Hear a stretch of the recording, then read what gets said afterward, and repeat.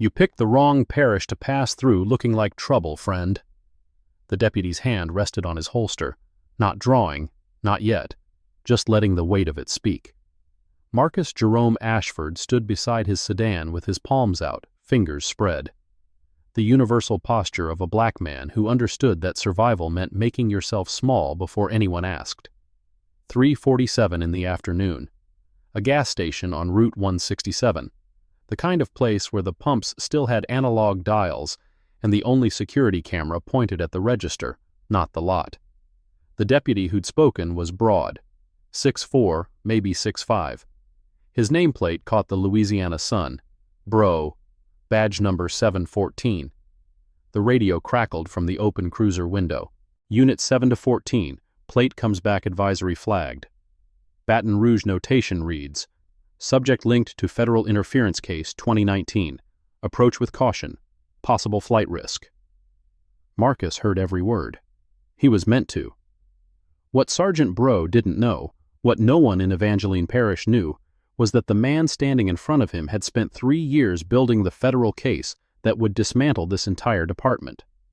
The consent decree was written, the defendants were named, and every badge number Bro wore, every timestamp on that dash cam, every word spoken in this parking lot would become evidence in the very investigation Marcus had been sent to complete.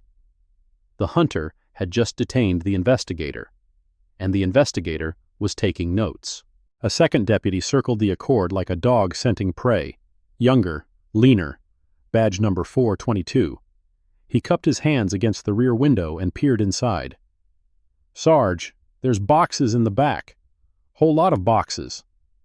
Marcus noted the badge number, noted the time, 3:47, noted the distance to the dash cam mounted on Bro's cruiser, 12 feet. Close enough to capture audio if the wind stayed calm. Close enough to matter later. "License and registration." Bro's voice dropped lower. Slow. Marcus reached for his wallet, narrated each movement aloud, not for the deputies, but for the record. Right hand moving to back pocket. "Wallet is brown leather. I'm removing my license now." Bro's eyes narrowed. The look of a man who'd already decided what he was seeing. The sedan's trunk held 3 boxes, 17 folders, 4 years of depositions, and one name, Bro's own name, on a list of defendants that would be unsealed in a federal courtroom in 36 hours. But Marcus said nothing. Not yet. If you're enjoying this story, hit that subscribe button and the notification bell so you don't miss what happens next. 72 hours earlier, the world had looked different. Marcus's apartment sat on the 4th floor of a building in Alexandria, Virginia. 2 bedrooms, one converted to an office, the other held a bed he rarely used and a photo he looked at every night. Celeste. Her smile frozen in a silver frame. 6 years gone. He packed the way he'd always packed. Suits in garment bags, zipped and hung. Shirts folded along identical creases. Files in numbered boxes, labels facing outward, spines aligned. He checked each box twice, confirmed the seals. Photographed the contents with his phone, date, stamped, geotagged, backed up to a secure server before he walked out the door. Some people called it paranoid. Marcus called it professional. 19 years of work had taught him that disorder invited error, and error invited disaster. His phone buzzed at 6:15 in the morning. "You sure you want to drive? We can fly you." Renata's voice carried the particular tension of someone who'd been awake too long and couldn't afford to stop. "I think better on the road." Marcus zipped the last garment bag. "And I want to see the parish before I testify." "The hearing's in 4 days, Baton Rouge. Federal courthouse. You know what's riding on this." "I know." 3 years, Marcus. 3 years of investigation. 400 interviews. If the consent decree falls apart now. It won't. A pause on the line. He could hear her choosing her words. "Just be careful down there. They don't know you're coming. Let's keep it that way." Understood. The call ended. By 7, he was on I-64, heading south. 400 miles to Baton Rouge. He'd take his time, stop along the way, see the places he'd read about in depositions, the towns, the parishes, the roads where complaints had been filed and filed away. He didn't know then that one of them would become a cage. Go. The diner appeared outside Natchitoches around noon. Gravel lot. Neon sign buzzing like it was dying. Marcus pulled in, stretched his legs, felt the southern heat settle on his shoulders. Inside, ceiling fans stirred warm air in endless circles. A handful of patrons occupied booths near the window, mostly white, mostly older, mostly watching him as he walked to the counter. He ordered coffee, black, opened a file while he waited. The waitress approached with a pot, mid-50s, tired eyes. Name tag that read Dolores. She hesitated, wiped the counter in front of him, though it was already clean, wiped it again. Just passing through? Yes, ma'am. Heading south. She poured the coffee. Didn't offer cream. At the booth behind him, a man spoke, not to Marcus, but loud enough to be heard. The kind of volume that was its own message. Lot of out-of-towners lately. Never good news. Marcus turned a page in his file, said nothing. He'd learned, long ago, to hear without reacting, to note without responding. It was a skill, a survival mechanism, a scar. A second voice joined the first, younger, sharper. Probably a salesman or a lawyer. Same difference. Laughter. The particular laughter of men who wanted to be overheard. Marcus finished his coffee. Left a 20 for a $3 cup. Walked out without looking back. The file on his passenger seat was labeled Evangeline Parish, Civil Rights Complaints, 2017-2021. 14 names, 14 stories. 14 people who'd filed complaints against the same department, the same officers, the same pattern. All administratively closed, no finding. He had another 3 hours to Ville Platte. 3 hours to think about what those words meant. No finding, as if the truth had simply evaporated. The motel appeared just after sunset. Single-story strip of rooms. Parking lot that needed repaving. A sign promising free HBO and vacancy in letters that hadn't changed since the 90s. The front office smelled like mildew and air freshener. A clerk sat behind bulletproof glass, young, early 20s, mustache that hadn't committed to existing. Help you? One night. Single room. ID. Marcus slid his license through the slot. The clerk studied it, studied him, studied the license again. Virginia, huh? That's right. Long way from home. The clerk typed something into his computer. Slow. One finger at a time. Credit card? Marcus provided it. The clerk ran it. Ran it again. Ran it a third time. Having some trouble with the machine. Take your time. The card had worked on the first swipe. They both knew it. You visiting family? Or just passing through? Business. What kind of business? Documentation. The clerk's eyes flickered. Confusion, suspicion, something between. He slid a room key across the counter. Old-fashioned metal. Room 14. Checkout's at 11. Ice machine's broke. Don't use the hot water past 10. I'll need a receipt. A receipt? For the room. Itemized. The clerk printed one, handed it over with the expression of someone who'd already decided this guest was strange. Marcus took the key, took the receipt, walked to room 14.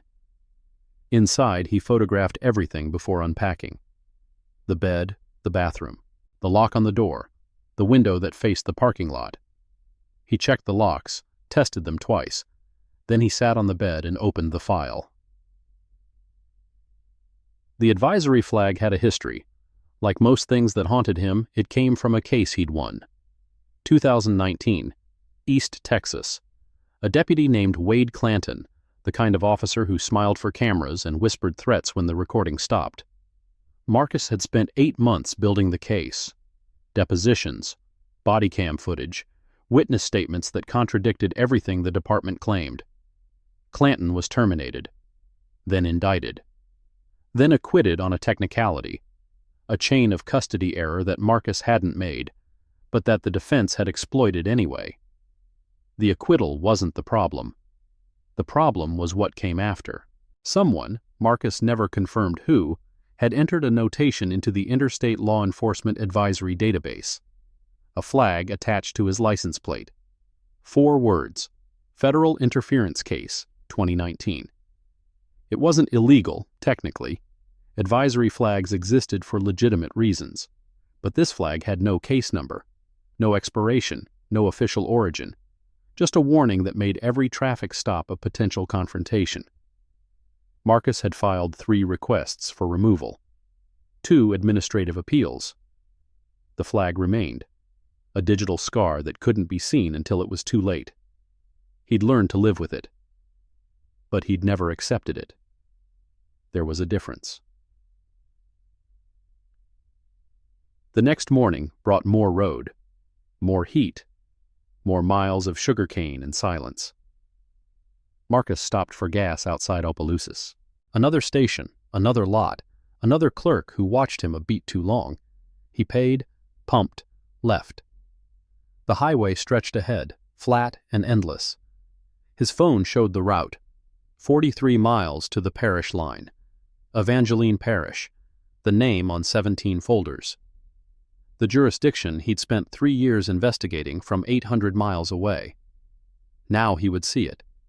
Now he would know if the depositions matched the reality. He crossed the parish line at 2:58 in the afternoon. The sign was small, faded, almost apologetic. Welcome to Evangeline Parish, established 1911. 14 complaints had been filed from this parish in the past 4 years, all against the same department, all citing the same patterns: excessive force, unlawful detention, planted evidence, falsified reports. All closed without investigation. Marcus drove slower, noted the roads, the distances, the way the houses thinned and the fields widened, and the world grew quieter with every mile. This was the place. This was where the complaints came from. And in 34 hours, he would stand in a federal courtroom and name every officer responsible, if he got there. The gas station on Route 167 appeared at 3:38 in the afternoon, 9 minutes before everything changed. Marcus's tank was at a quarter. His back ached from 6 hours of driving. He needed fuel, needed to stretch. The station sat alone at an intersection with a parish road that had no name, just a number, faded pumps, convenience store with barred windows, a sign advertising cold beer and live bait in letters that had seen better decades. He pulled in, chose the pump farthest from the store, paid at the machine, card, not cash, and watched the numbers climb. $47.82. Receipt printed at 3:41. He was stretching his shoulders when the first cruiser appeared. It came from the east. No sirens, no lights, just the steady growl of an engine pushed hard. The cruiser slowed as it approached the lot, turned in, parked at an angle that blocked the exit. The deputy inside didn't get out. Not immediately. He sat, watched, ran the plates.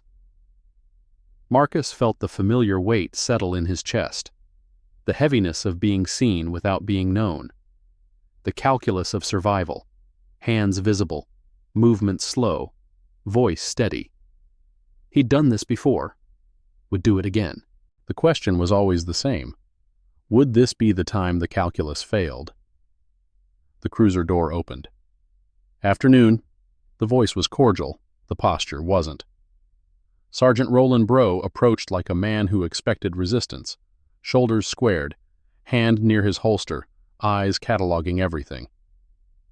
"Good afternoon, officer." "Sergeant." Breaux stopped 3 feet away. "License and registration, please." Marcus reached for his wallet, slowly, narrating.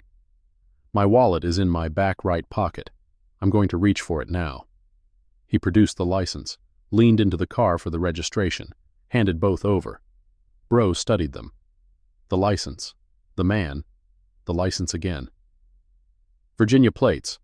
Long way from home, Mr. Ashford. Yes, Sergeant. Passing through. Passing through to where? Baton Rouge. What's in Baton Rouge? Business. Bro waited. The silence stretched. An interrogation technique, whether he knew it or not. Fill the void. Say more than you intended. Marcus knew the technique. He'd been trained to recognize it. What kind of business? Legal documentation. You a lawyer? I work with documents. Bro's jaw tightened. The answer wasn't enough. It was never enough. Wait here. He returned to his cruiser. That was when the second deputy arrived. Hebert, badge 422, circling the Accord like a predator circling wounded prey. And that was when the dispatch call came through. Unit 714, plate comes back advisory flagged. Baton Rouge notation reads, subject linked to federal interference case 2019. Approach with caution. Possible flight risk. The flag. 3 years old. Still active. Still following him. Bro walked back faster now, purpose in his stride. Step away from the vehicle, sir. May I ask why? Advisory flag on your plate. Says you're linked to a federal case. Says you might run. I'm not running. I'm standing at a gas pump. I've provided my license and registration. Step away from the vehicle. Marcus stepped, slowly, hands still visible. The posted sign near the pumps caught his eye. White letters on red. Private property. Loitering prohibited per Louisiana RS. 1463.3. Violators subject to arrest. Sergeant, I'd like to note that I'm a paying customer here. My receipt is time-stamped 341. I haven't been asked to leave. I haven't refused any lawful request. Bro's eyes flickered. Irritation, not recognition. You a lawyer, Mr. Ashford? I work in documentation. That's the second time you've said that. Because it's true. Bro's hand moved closer to his baton. Not drawing, not yet. Deputy Hebert, anything interesting over there? Whole lot of boxes in the back, Sarge. Files. Can't see what's in them. Mr. Ashford, we're going to need you to open that trunk. I don't consent to a search. Advisory flag gives us reasonable suspicion. An advisory notation isn't reasonable suspicion. It's an informal warning without verified factual basis. Silence. Bro stepped closer. Close enough that Marcus could smell the coffee on his breath. You know a lot about the law, Mr. Ashford. I know enough. Well, here's what I know. Bro's voice dropped lower. I've got a flagged plate. I've got a man who won't answer straight. And I've got a trunk full of something he doesn't want me to see. He smiled. The kind of smile that didn't reach the eyes. That's enough for me. Then I'd like a supervisor present. You'll get what I decide to give you. The second cruiser arrived at 3:52, the third at 3:56. By 4 o'clock, there were 4 vehicles in the lot, and Marcus was standing in the center of a circle that kept shrinking. Captain Nadia Thibodeau stepped out of the unmarked car like she owned the parish. 20-year veteran, pressed uniform, shield polished bright enough to catch the sun. What do we have, Sergeant? Advisory flag. Possible flight risk. He's being difficult. Difficult how? Knows the law. Cites it. Won't consent to a search. Thibodeau approached. Her eyes moved over Marcus the way a buyer examines livestock, calculating, appraising, deciding value. Mr. Ashford, I'm Captain Thibodeau. I understand there's been some confusion.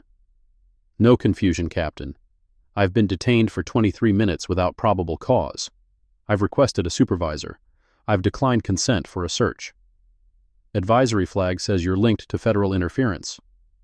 The flag was placed in 2019 as retaliation for testimony I provided in an unrelated case.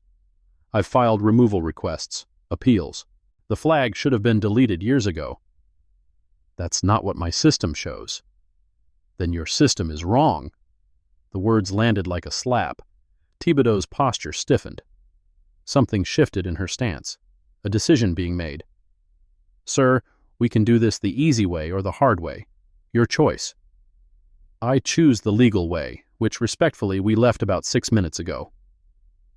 For a moment no one spoke. The pumps hummed.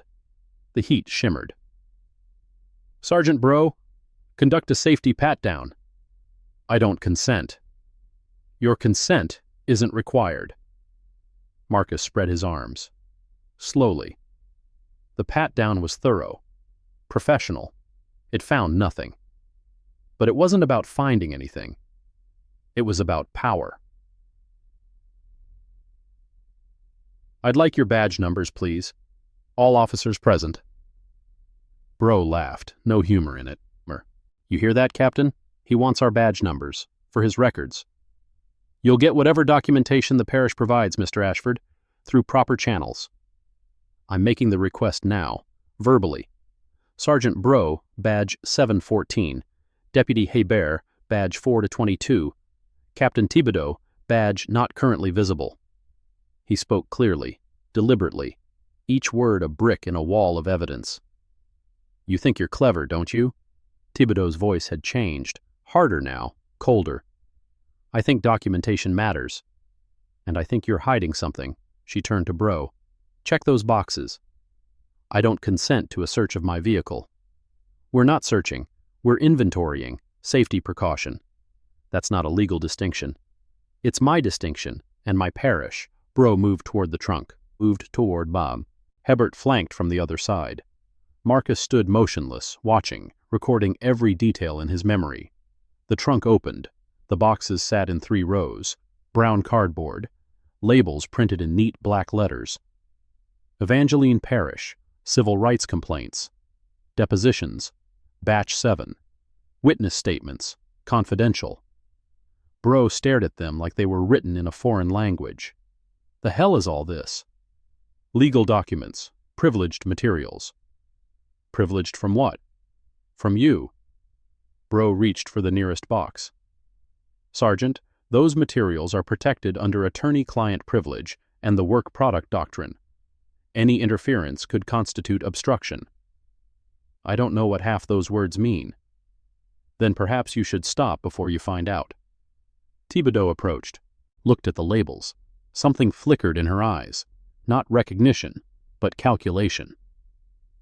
"Civil rights complaints against Evangeline Parish, among other jurisdictions.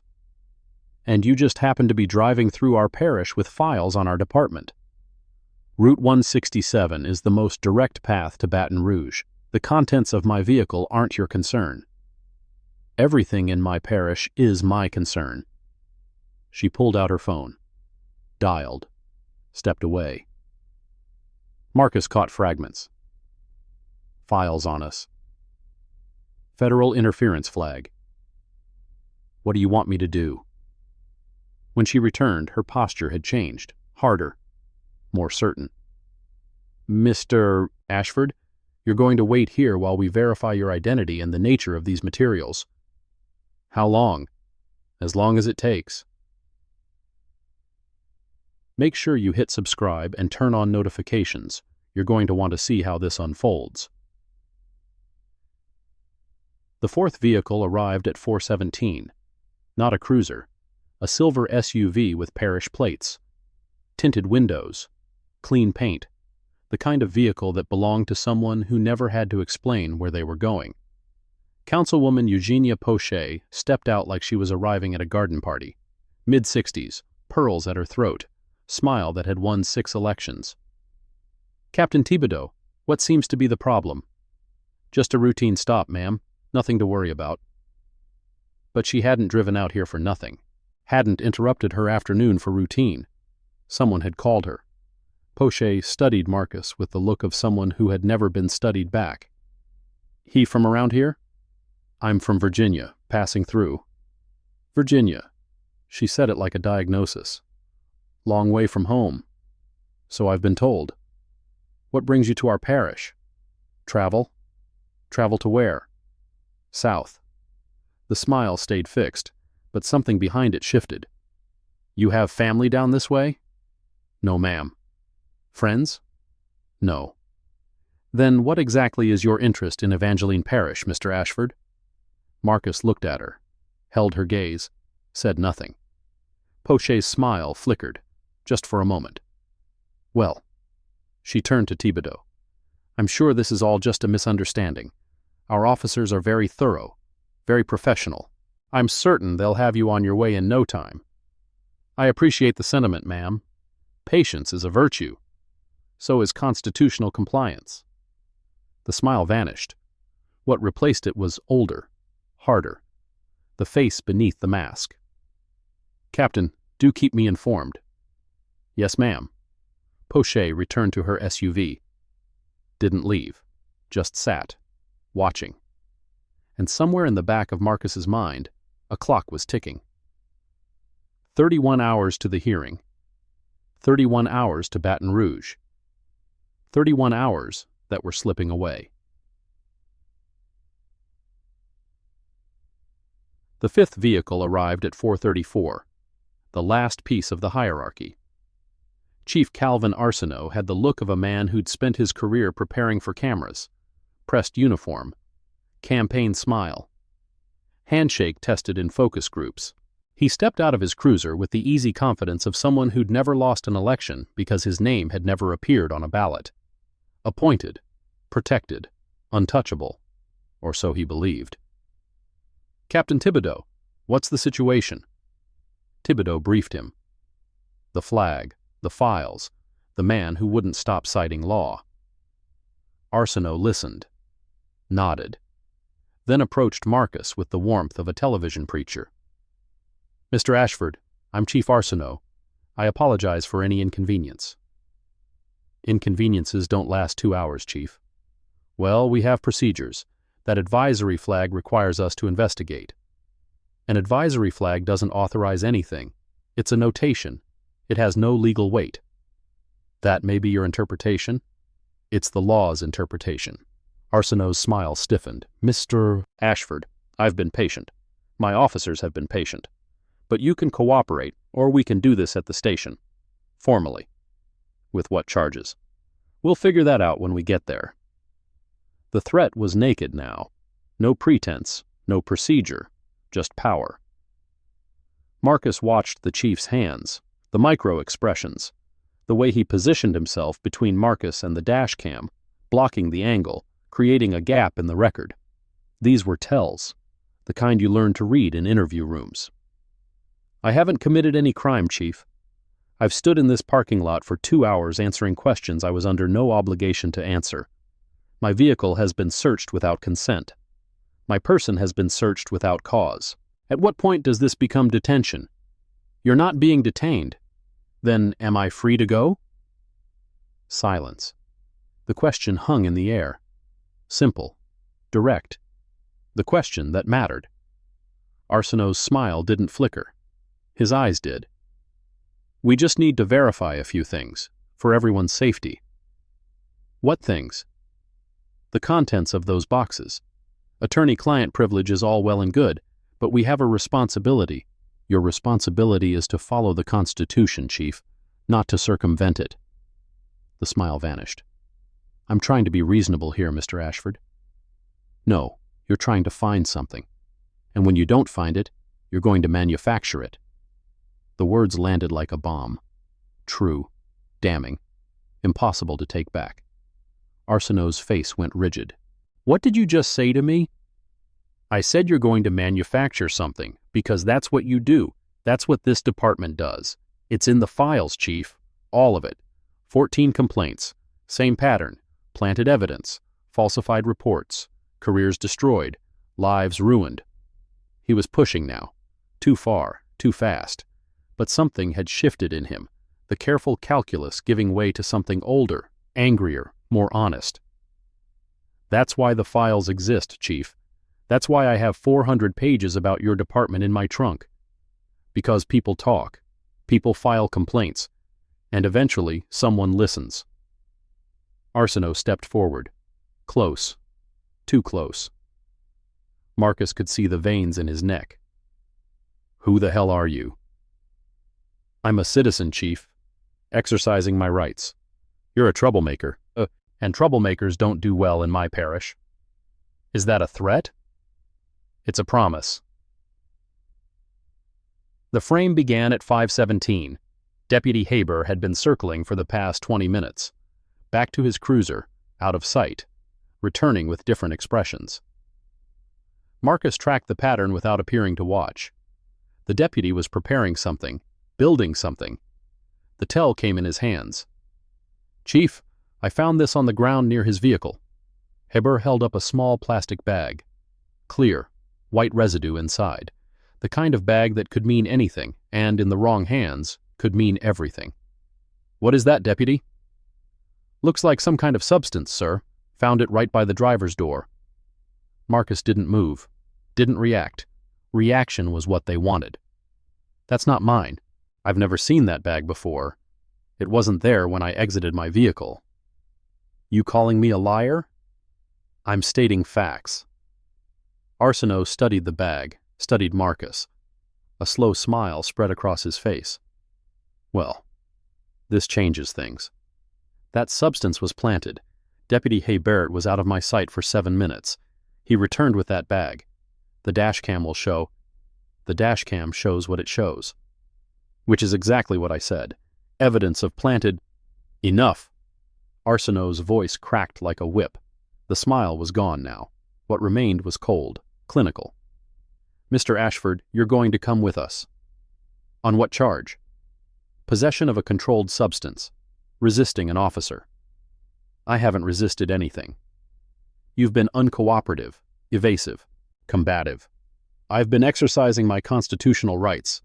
"You can exercise them at the station." Arsenault nodded to Bro. The sergeant moved forward. Haber flanked. Thibodeau watched from 3 paces back. "Turn around, hands on the vehicle." Marcus turned, slowly, placed his palms flat on the warm metal of his sedan. "I'm being arrested without probable cause.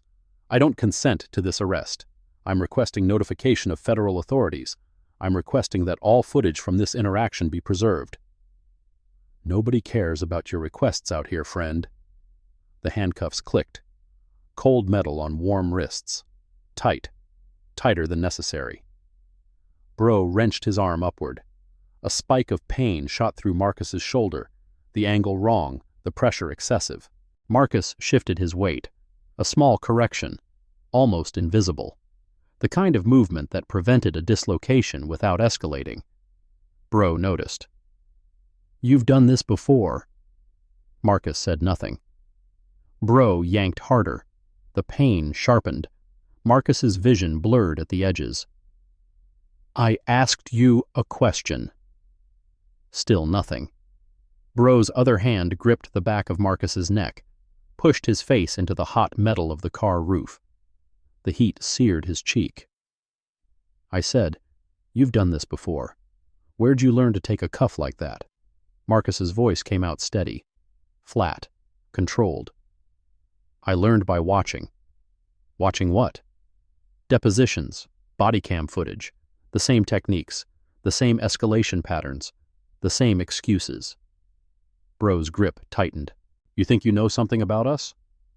"I know everything about you, Sergeant. 14 complaints, 8 in the past 2 years alone, all closed without investigation, all citing the same patterns." He felt Bro's hand trembling. Rage or fear? Impossible to tell. "You don't know anything." "I know your name is on a list, Bro. A federal list. And in 36 hours, that list is going to be public record." The hand released. Marcus's face pulled away from the hot metal. He felt the burn where his cheek had pressed, a mark that would last for days. Bro spun him around, grabbed his collar, pulled him close. "What list?" Marcus looked at him, held his gaze. "The one I'm testifying about, in Baton Rouge, in a federal courthouse, tomorrow." Something changed in Bro's face. The anger was still there, but something else had joined it. Something that looked almost like fear. "You're lying." "Am I?" Bro's fist connected with Marcus's stomach, not hard enough to leave a visible bruise, just hard enough to double him over, to steal his breath, to make a point. Sarge, Hebert's voice, uncertain. Shut up. Bro pulled Marcus upright by the collar. His face was inches away now. Coffee breath and barely contained violence. I don't care what you think you know. I don't care what list you think exists. What I care about is this. You're in my parish, my territory, and out here, your federal paperwork doesn't mean a damn thing. He shoved Marcus backward. The handcuffs caught on a belt loop, wrenching his shoulder again. Marcus stumbled, caught himself, stayed standing.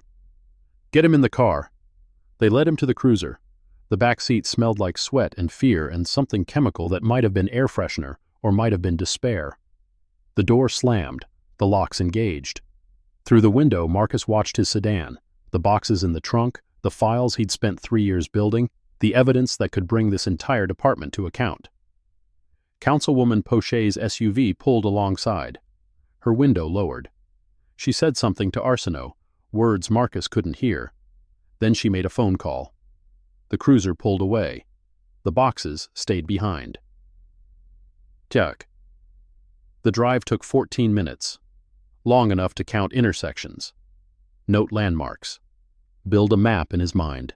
Parish Detention Center, concrete and chain link. A flag hung by the entrance, American Louisiana Parish seal. The fabric was faded. The colors had given up.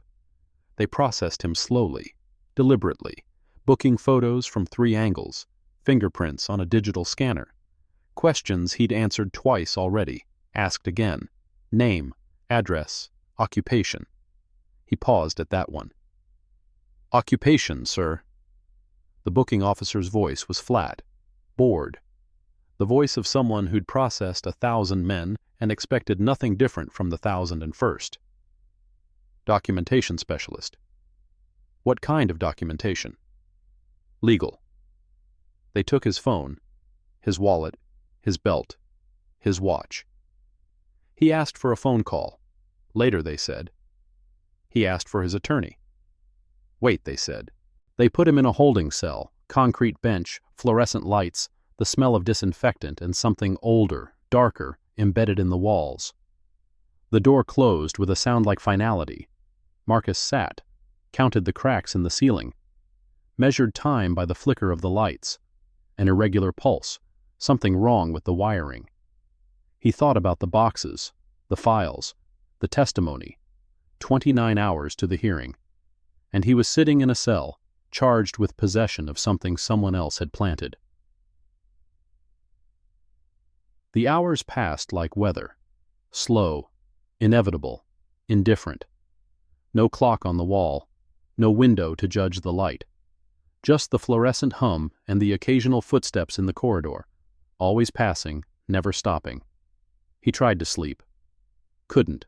The bench was too hard. The air was too cold. 400 people had filed complaints against this department. 400 stories of traffic stops that went too long. Searches that found things that weren't there. Charges that appeared from nothing. Now, he was 401. The difference was, he knew the system. He'd spent 19 years inside it. He knew its pressure points, its vulnerabilities, its fears. The difference was, somewhere in Virginia, a woman named Renata Collins was waiting for a call, and when that call didn't come, she would make one of her own.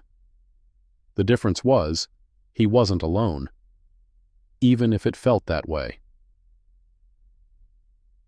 Somewhere past midnight, he estimated 12:40, based on guard rotations, the voices started. Not in the cell, in the corridor. Muffled by distance and concrete, but audible if you held your breath. Don't care what the flag says. He's got files on us. On the department. On Bro. On Hebert. Captain Thibodeau's voice, unmistakable. Keep your voice down. Chief Arsenault. Sharper now, less polished. Chief, if those files get to Baton Rouge, they won't. How can you be sure? Because he's not going anywhere, and neither are his boxes. Parish impound, chain of custody. Same procedure we use for every evidence seizure. And if someone asks? Who's going to ask? He's a flagged individual found with suspected narcotics. No one's going to believe a word he says. A pause. Marcus held his breath. What about the cameras? What about them? He kept talking to the dash cam, made a big show of it. Badge numbers, timestamps, everything. Cameras malfunction, happens all the time. Footsteps, moving away, a door closing. Marcus released his breath, slowly, counted to 20. Then he closed his eyes and began to rebuild the record in his mind. Every badge number, every timestamp, every word. They could erase the cameras. They couldn't erase his memory. Not yet. The cell door opened at 1:15 in the morning. Not for food, not for a phone call. Sergeant Bro stood in the frame, alone, no backup, no witnesses. Get up. Marcus stood, slowly. His stomach still ached from the punch in the parking lot. His shoulder still burned from the handcuffs. Where are we going? Interview room. I've already been processed. This isn't processing. Bro stepped into the cell. Close. The kind of close that was meant to intimidate. You said something in the parking lot, about a list, about testimony. Marcus said nothing. I want to know what you meant. I'd like my attorney present before answering questions. This isn't an official interview. Then I'm not required to participate. Bro's hand shot out, grabbed Marcus's collar, shoved him against the concrete wall. I'm not playing games here, Ashford. You said my name is on a federal list. What list? I'll discuss that with my attorney. Bro's other hand slammed into the wall beside Marcus's head, close enough to feel the air move. Wrong answer. It's the only answer I have. Bro pulled him off the wall, threw him toward the bench. Marcus stumbled, caught himself on the edge, stayed standing. Sit down. No.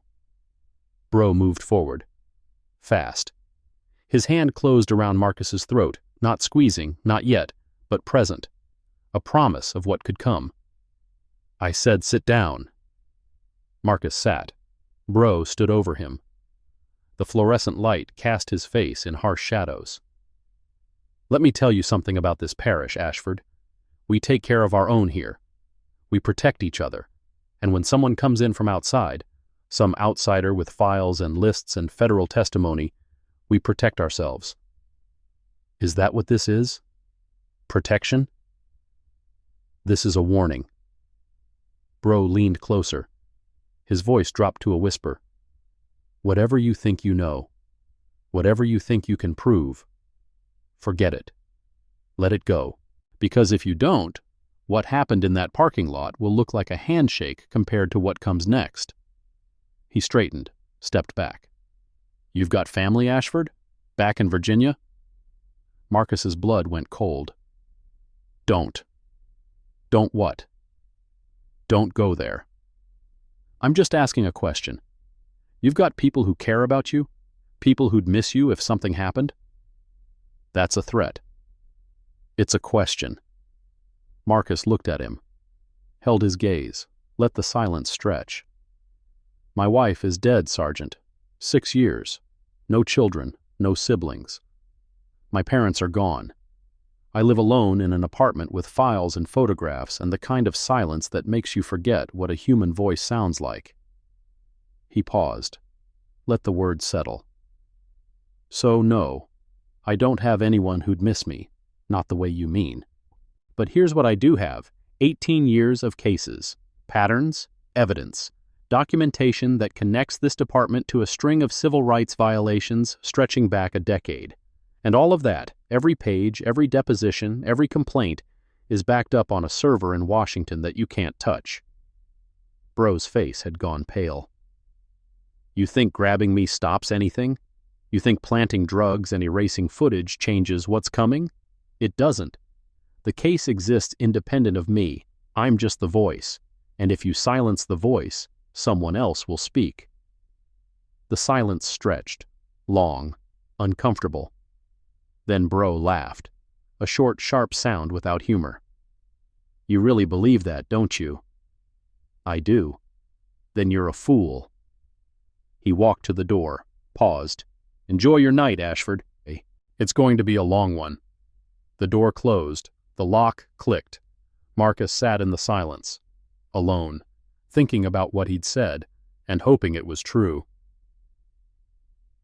The cell door opened at 9:15 in the morning. A guard stood in the frame, young, maybe 25, uniform that didn't quite fit. Ashford, phone call. The phone was mounted in a corridor. Old, beige, receiver sticky with something Marcus didn't want to identify. He dialed from memory. Renata answered on the second ring. Marcus, where are you? Evangeline Parish Detention. They found the flag. The Clanton flag. I thought. Still active. They detained me at a gas station, planted evidence. I'm being held on possession charges. Silence. The particular silence of someone processing bad news. The hearing is in 20 hours. I know. If you don't testify, the consent decree falls apart. I know. 3 years of work. Renata, I know. A pause. Her breath on the line. His heartbeat in his ears. I'm contacting the FBI field office in New Orleans, U.S. Attorney's Office, Western District. Under 18 U.S.C. Gear 242, what they've done is deprivation of rights under color of law. Under 18 U.S.C. Saper 1512, if they're holding you to prevent testimony, that's witness tampering. I know the statutes. Then you know what's coming. I know what should come. What actually comes is a different question. Don't go cynical on me, Marcus. Not now. I'm not cynical. I'm realistic. Same thing coming from you. He almost smiled. Almost. What do you need me to do? Don't say anything else. Don't sign anything. I'll have someone there by noon. Renata. Yes? If this doesn't work, if I don't make the hearing, don't. The files are backed up. Server in D.C. You have the access codes. The case continues with or without me. I said don't. I'm just being, you're being Marcus, and I need you to stop. Just for a minute, just long enough to believe that this is going to work. Silence. Then, I believe it. You're lying. Probably. The line went dead. Marcus hung up the receiver. The guard led him back to his cell. 15 hours to the hearing. 15 hours to Baton Rouge. The clock was ticking. The second visitor came at 11:47. Not a guard, not an officer. A man Marcus had never seen before, ever. Mid-40s, wire-rimmed glasses, nervous hands. He approached the cell like someone who expected to be caught. Mr. Ashford? Marcus looked up. He hadn't given his full name to anyone in the parish. Who's asking? My name is Terence Giori. I work in records. FOIA requests. Marcus stood. Slowly. The name meant nothing, but the nervousness meant something. How do you know my name? 3 years ago, you submitted a records request, civil rights complaints, 2017 through 2020. I processed it. Guillory's hands were shaking. I remember the letterhead. Department of Justice, Civil Rights Division. Something shifted in Marcus's chest. Not hope. He'd learned to distrust hope, but something adjacent to it. What do you want, Mr. Guillory? I want to give you something. He slid a folder through the bars. Thin. Maybe 10 pages. This is what they didn't send you. The complaints they said didn't exist. Marcus took the folder, opened it. The header read, Evangeline Parish Sheriff's Office. Internal Complaint Log. Confidential. Subject, Excessive Force Allegations, 2018 to 2021. Status, Administratively closed. No finding. Names. Dates. Patterns. 14 complaints against Sergeant Bro alone. 7 against Deputy Hebert.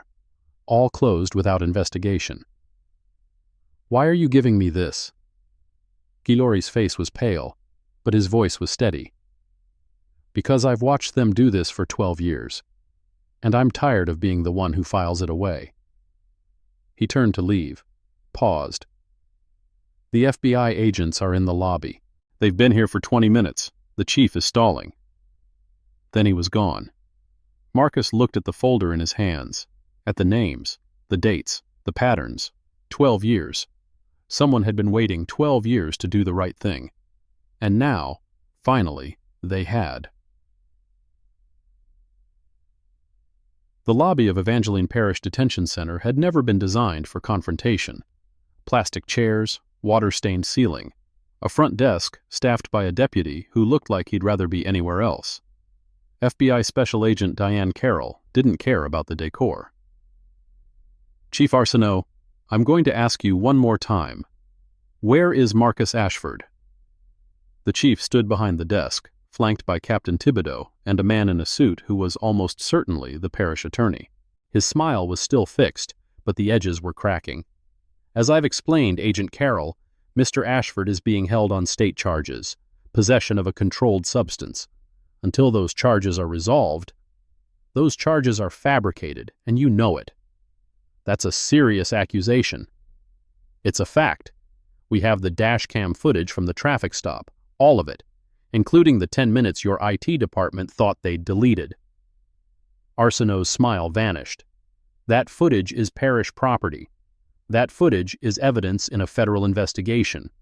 Under 18 U.S.C. Sector 159, destroying evidence to obstruct a federal investigation is a felony.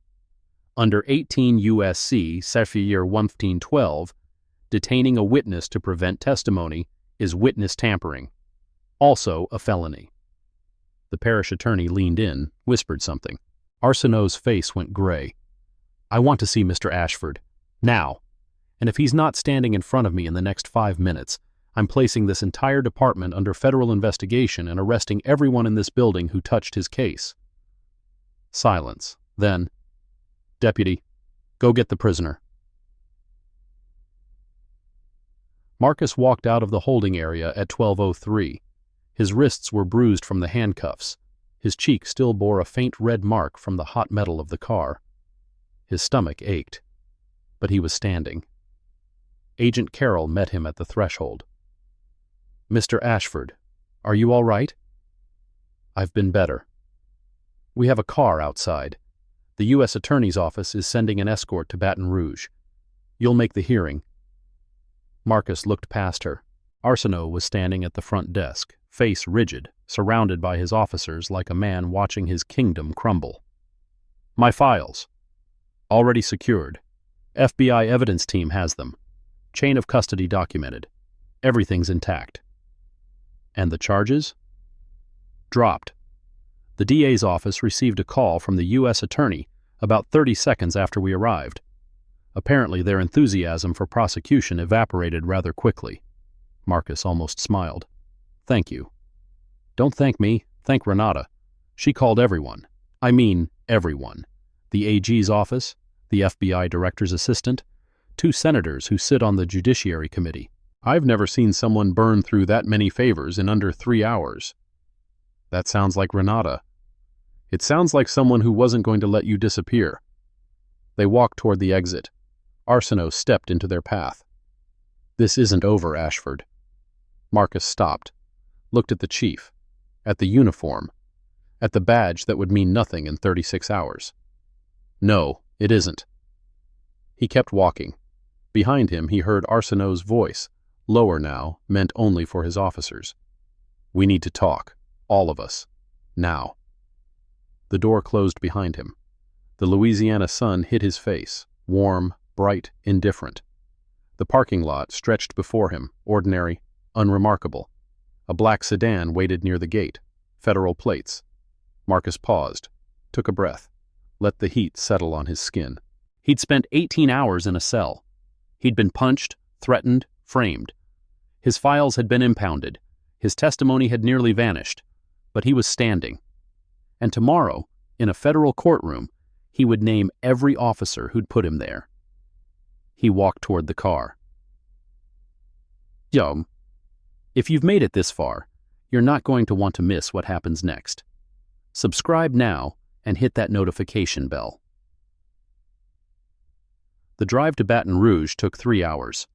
Marcus sat in the back seat, Agent Carroll beside him, a second agent driving. The files were in a separate vehicle. Protocol, she explained. Chain of custody. Evidence integrity. He didn't speak for the first hour. Just watched Louisiana slide past the windows, the same fields, the same roads, the same sky he'd seen on the way in. You should rest. Carroll's voice was quiet, professional. I should prepare. You've been preparing for 3 years. That was different. That was paper. This is... He trailed off, couldn't find the word. Personal? Something like that. She nodded. Didn't push. The second hour, he slept. Not well. The seat was wrong, the movement too regular, but enough to take the edge off. The third hour, he thought about what came next. The hearing was in 14 hours. The consent decree was written. The defendants were named. But naming was different from proving. And proving was different from winning. Arsenault would have lawyers, good ones. Parish budget, union backing, years of practice defending the indefensible. They'd argue procedure, context, isolated incidents, rogue officers. They'd produce character witnesses, community leaders, grateful citizens, people who'd never been stopped for driving while black. They'd do what they always did. And Marcus would do what he always did. He'd show the pattern, connect the dots, let the documents speak. 400 complaints, 14 officers, 1 department, 1 system. That was the thing people never understood about these cases. It wasn't about individuals. Individuals could be fired, retired, transferred. The system remained. But if you could prove the pattern, if you could show that the problem wasn't one bad officer but an entire culture of impunity, then you could force change. Real change. The kind that survived personnel shuffles and election cycles. That was what the consent decree was for. Not punishment, reform. Whether it would work, whether anything ever worked, was a question he'd stopped asking years ago. You did the work. You filed the cases. You testified. And then you moved on to the next one. They arrived in Baton Rouge at 6:47 in the evening. The U.S. Attorney's Office had arranged a hotel room. Federal rate, secure floor, 2 agents posted outside. Marcus showered, changed, ate something he couldn't taste. Renata called at 8. You made it. I made it. How are you feeling? Like I've been arrested, punched, and driven 300 miles? So, normal Tuesday. He almost laughed. The files are secure? In federal custody, evidence team verified everything. Chain of custody is clean. And the consent decree? Ready for submission, pending your testimony. Then we're set. We're set. Silence. The kind of silence that meant something else was coming. Marcus? Yes? What happened in that parish? What they did to you? It's going to come out. In the hearing. In the press. Everywhere. I know. Are you ready for that? He thought about the question, about what it meant. I've spent 18 years building cases against departments like this. I've read 400 complaints from people who were stopped, searched, arrested, beaten, and no one believed them. No one listened. He paused. Now the same thing happened to me, and everyone's going to listen, because I have credentials, because I work for the DOJ, because I'm not just another complaint to be filed away. That's not an answer. It's the only answer I have. More silence. Then, get some sleep. Tomorrow's going to be long. I know. And Marcus? Yes?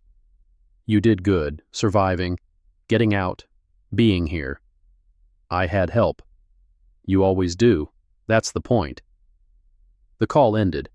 Marcus sat on the edge of the hotel bed, looked at the ceiling, the walls, the door with the federal agents outside. He thought about Bro, the punch, the threat. He thought about Arsenault, the smile, the calculation. He thought about Poche, the phone call, the SUV that never left. They'd tried to stop him, to silence him, to make him disappear into a system designed to swallow people like him. But he was still here. And tomorrow, he would speak. The phone rang at 2:47 in the morning. Marcus was awake, hadn't slept, probably wouldn't. Unknown number, Louisiana area code. He answered. "Mr. Ashford?" The voice was female, older, familiar, though he couldn't place it. "Who is this?" "Someone who wants to make a deal." Councilwoman Posh.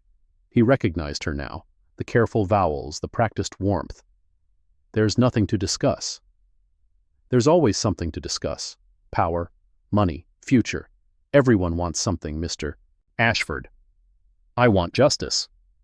Justice is expensive. Justice takes time. Justice has enemies." "Is that a threat?" "It's an observation. You saw what happened in that gas station. You saw how quickly things can escalate. I saw your officers plant evidence and falsify charges. I saw a system designed to protect itself at any cost. And yet here you are, free, unharmed, ready to testify. Unharmed is generous. Breathing, then. Breathing and functional. That's something." Marcus said nothing, waited. "Here's my offer, Mr. Ashford. The consent decree names individuals, officers who made mistakes, yes, but who have families, futures, children who'd like to see their fathers come home. Their fathers should have thought about that before they violated people's civil rights, perhaps. But punishment isn't the only path forward. Reform is possible without destruction. Change is possible without careers ending. Your officers tried to end my career, my freedom, possibly my life. They were overzealous. It won't happen again." "It happens every day, Councilwoman. That's the point." Silence on the line. When she spoke again, her voice had changed. Colder. Harder. "You're going to testify tomorrow. You're going to name names. And then what? The consent decree passes. A federal monitor arrives. Some officers retire early, others transfer. The union files appeals that last for years. That's how the system works."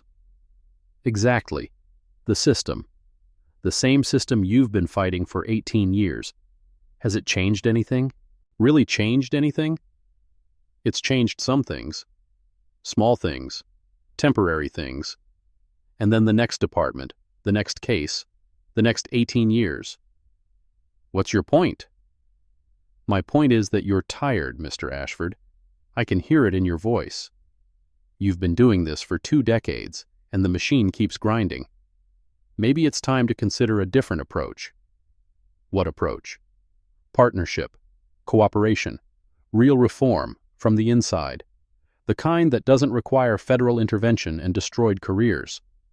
"You're offering me a bribe." "I'm offering you a chance to actually win. Not just a case, the whole fight." Marcus looked at the hotel ceiling, at the darkness, at the choices that had brought him to this moment. "Councilwoman, I've spent my entire career believing that the system can be reformed, that documentation matters, that truth eventually wins. And do you still believe that?" "Some days." "And other days?" "Other days I think people like you will always find a way to protect people like them, and people like me will keep filing complaints that get closed without investigation." "Then why keep fighting?" "Because the alternative is giving up, and I'm not built for giving up." Silence. "You're making a mistake, Mr. Ashford." "Probably, but it's my mistake to make. We'll see." The line went dead. Marcus set the phone down, looked at the clock. 4 hours to sunrise, 8 hours to the hearing. He didn't sleep, but he didn't doubt either. Chapeau. The federal courthouse in Baton Rouge stood on Lafayette Street. Gray stone, columns, the kind of architecture that was supposed to inspire confidence in justice. Marcus arrived at 8:30, security check, badge verification, a gauntlet of reporters in the hallway who'd heard something was happening but didn't know what. Renata met him at the courtroom door. "You look terrible." "Thank you." "Did you sleep?" "Define sleep." "Eyes closed, unconscious, not standing upright." Then no. She handed him a coffee. Hot, black, the way he'd been drinking it for 20 years. The judge is Eleanor Marchetti, appointed by Obama. Reputation for thoroughness. I know. The defense has filed 3 motions to dismiss, all denied. I know. The press is here. AP, Reuters, 3 local affiliates. Word got out about your arrest. Marcus stopped walking. How? Someone leaked. Probably the Bureau. Maybe the U.S. Attorney's Office. Either way, this isn't just a consent decree hearing anymore. It's a story. I didn't want it to be a story. Then you shouldn't have gotten arrested by the department you were investigating. That's the kind of thing that makes news. She was right. He knew she was right. But it didn't make it easier. Are you ready? He looked at the courtroom door, at the carved wood, the brass handle, the weight of what waited inside. I've been ready for 3 years. Then let's go. They walked through the door together. The courtroom was smaller than he'd expected. Federal district, wood paneling, the judge's bench elevated, the defendant's table occupied by Chief Arsenault, Captain Thibodeau, and a row of attorneys in identical gray suits. The gallery was packed. Reporters, observers, a few faces Marcus recognized from depositions, complainants who'd made the drive to watch. Judge Eleanor Marchetti entered at 9 o'clock sharp. Gray hair, reading glasses, the kind of face that gave nothing away. This court is now in session. In the matter of the United States of America versus Evangeline Parish Sheriff's Office, case number 623-CV-01847. We're here for submission of the proposed consent decree and supporting testimony. She looked at the government's table. At Renata. At Marcus. Counsel, you may proceed. Renata stood. Your Honor, the United States calls Marcus Jerome Ashford. Marcus rose, walked to the witness stand, placed his hand on the Bible, swore to tell the truth, and then he began. Mato.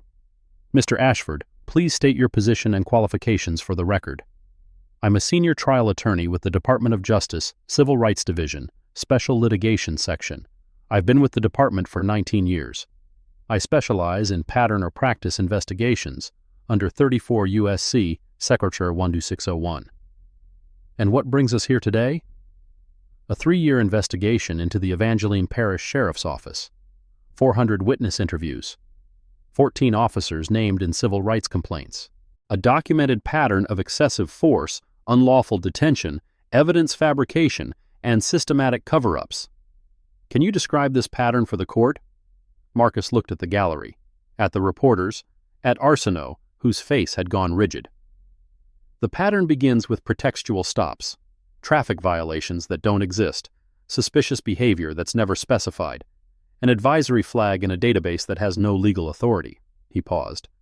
Once the stop begins, escalation follows. Requests for consent to search are framed as demands. Refusal is treated as probable cause. Evidence appears, drugs, weapons, contraband, that wasn't there moments before.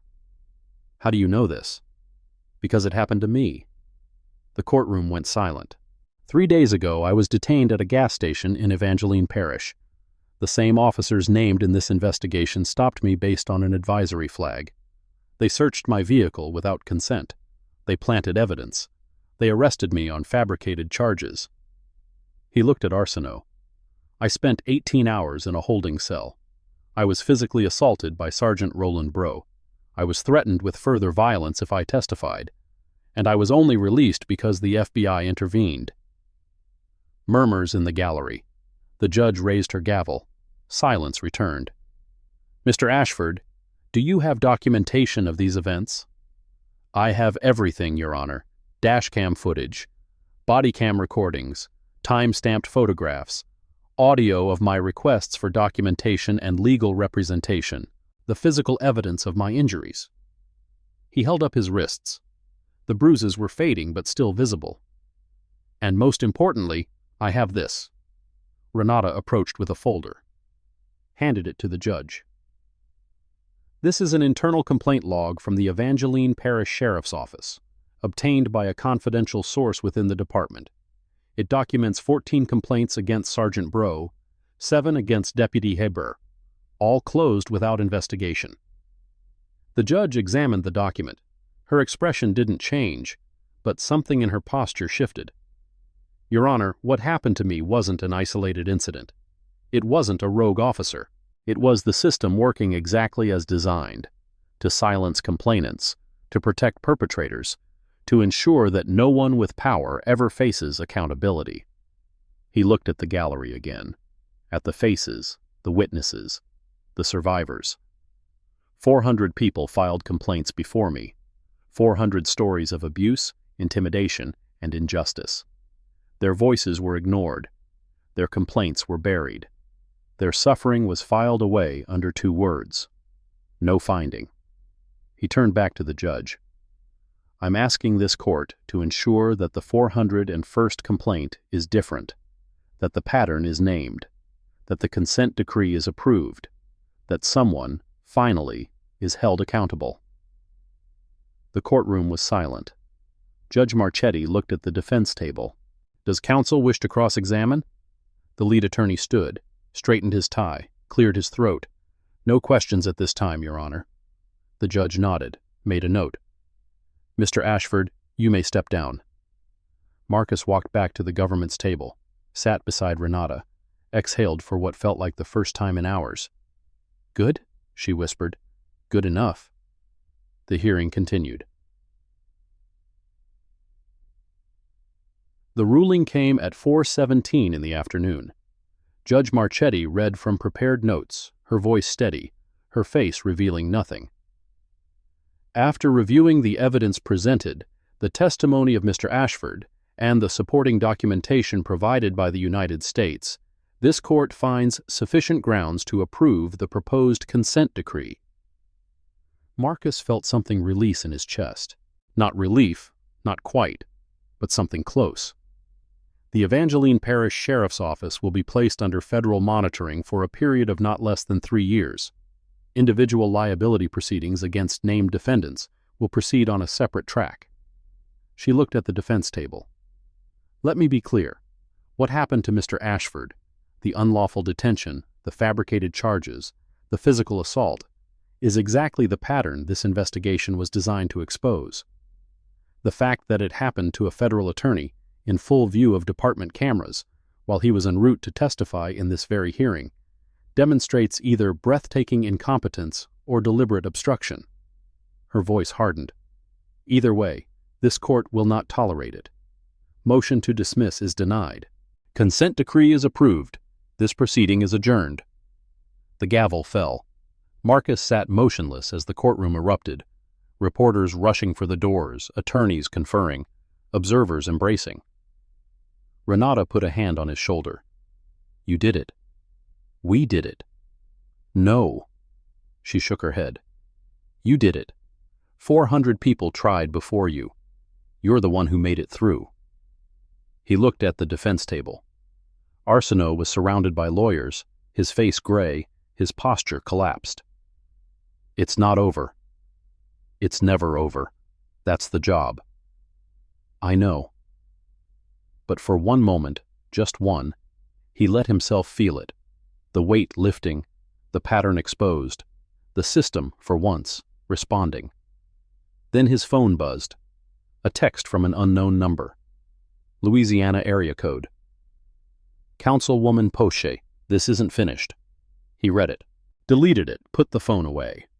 What was that? Nothing important. Marcus?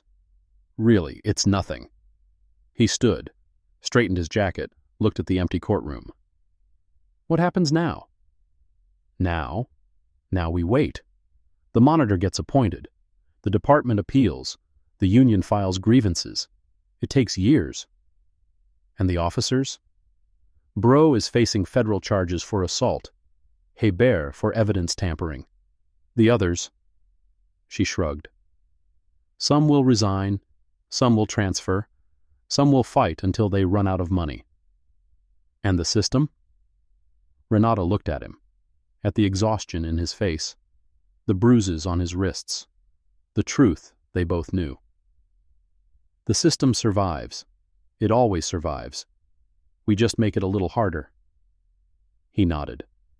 Accepted it. Same time next year? Same time next year. They walked out together. The Louisiana sun was setting, orange light on gray stone, the courthouse casting long shadows across the street. Marcus stopped at the bottom of the steps, looked back at the building, at the columns, the carved words above the door. Equal justice under law, 400 complaints, 3 years of investigation, 18 hours in a cell, and still, somewhere in Evangeline Parish, a new deputy was being sworn in. A dashcam was recording. A complaint was being filed, and filed away. The system hadn't changed, but it had been seen, documented, named. And Marcus Jerome Ashford had learned long ago that being seen was the first step toward being held accountable, even if that step took years, even if the next one took longer. His phone buzzed again. Same area code, different number. He answered. Mr. Ashford? A voice he didn't recognize. Male, young, nervous. Who is this? My name is... It doesn't matter. I work in the parish records office, with Mr. Guillory. Marcus stopped walking. What do you want? There's more files, more complaints, things even Guillory didn't know about. What kind of things? The kind that go back 20 years. The kind that have names you'd recognize. Names like who? A pause, breathing on the line. Names like Poche. Names like Arsenault. Names like people who are still in power. People who never faced any consequences. Marcus looked at Renata, at her face, at the question in her eyes. Where are these files? I can't tell you on the phone, but I can meet you, tonight. There's a diner outside Opelousas. I know the place. Midnight. Come alone. The line went dead. Marcus stared at the phone, at the setting sun, at the courthouse that was supposed to represent justice. What was that? Another source. Another set of files. Marcus, you just testified in a federal hearing. You were arrested 3 days ago. You need to rest. Rest can wait. It can't wait forever. He looked at her, at the concern in her eyes, at the truth they both knew. There's always another file, Renata. Always another complaint. Always another name that should have been held accountable and wasn't. That doesn't mean you have to be the one who finds them. Then who? She didn't answer. Couldn't answer. Because they both knew the truth. The system protected itself. It always had. But systems were made of people. And people, eventually, made mistakes. Someone in that parish had kept records for 20 years. Someone wanted them found. And Marcus Jerome Ashford had spent his entire career being the one who found things that were supposed to stay buried. He started walking toward the car. Where are you going? Opelousas. Midnight. There's a diner. You're insane. Probably. I'm coming with you. No, you're going back to Washington, filing the consent decree, making sure everything's documented. And if something happens to you? He paused, looked back at her. Then you'll have the files, and someone else will testify. That's not funny. It's not meant to be. He got in the car. Federal plates. Federal protection, for now. The engine started. The sunset faded. The road stretched ahead, flat and endless. Evangeline Parish was 3 hours away, and somewhere in the darkness, someone was waiting with files that had been buried for 20 years. Marcus drove toward the night. The story wasn't over. It was just beginning. Fan 2. Viet Truyen. They thought this black man was a suspect until he opened a declassified file that shook the nation. Bye. The diner appeared at 11:47. Same gravel lot, same neon sign buzzing like it was dying, same ceiling fans stirring the same warm air in endless circles. Marcus pulled in, cut the engine, sat in the darkness for a moment, listening to the night sounds, crickets, distant traffic, the hum of the dying sign. He'd told Renata he was going alone. He'd lied. Agent Carroll's sedan was parked 3 blocks away, lights off, engine running. 2 more agents in an unmarked van on the parish road. Federal protection, whether he wanted it or not. He checked his phone. No new messages. The source had gone silent after the initial call. Midnight meeting. Anonymous tipster. Files that had been buried for 20 years. Either the break of a lifetime or a trap designed to finish what Bro had started in that parking lot. He got out of the car, walked toward the door. The bell above the entrance chimed, a thin, tired sound. Inside, the diner was nearly empty. A waitress wiping down the counter with mechanical precision. An old man nursing coffee in a corner booth, newspaper spread before him like a shield. And at the back table, facing the door, a young man with nervous hands and wire-rimmed glasses. Not the voice from the phone. Someone different. Marcus approached, sat down across from him, said nothing. The young man's hands were shaking. His coffee cup trembled against the saucer. "You're not the one who called." The young man shook his head. "He couldn't come. Too scared. Sent me instead." "Who are you?" "My name's Curtis. Curtis Thibodeau." Marcus felt something shift in his chest. The name. The same name as the captain who'd ordered his arrest. "Any relation?" "She's my aunt." Curtis's voice was barely above a whisper. "And she's the reason I'm here." The story came out in fragments, halting, terrified. Curtis Thibodeau was 26 years old. He'd worked in the parish records office for 3 years, filing, scanning, maintaining the databases that kept the department running. A quiet job, invisible, the kind of work that let you see everything while everyone forgot you were watching. 6 months ago, he'd found something. "I was digitizing old case files, stuff from the 90s. Nobody had looked at them in years." His hands trembled around his coffee cup. There was a folder that wasn't supposed to exist. No case number, no official designation, just a date, August 1997. What was in it? Names, dates, photographs. Curtis paused, swallowed hard. Evidence of a cover-up that goes back 27 years. What kind of cover-up? The kind where people die. The words hung in the air, heavy, final. The waitress approached, refilled Marcus's coffee without asking. Her eyes lingered on Curtis, on the sweat beating at his temples, the tremor in his hands. "You boys need anything else?" "We're fine." Marcus kept his voice level. "Thank you." She retreated.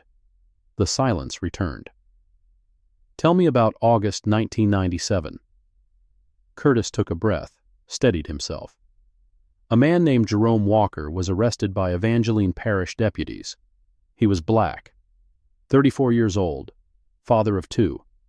He was pulled over for a broken taillight on Highway 167, about 3 miles from where they stopped you.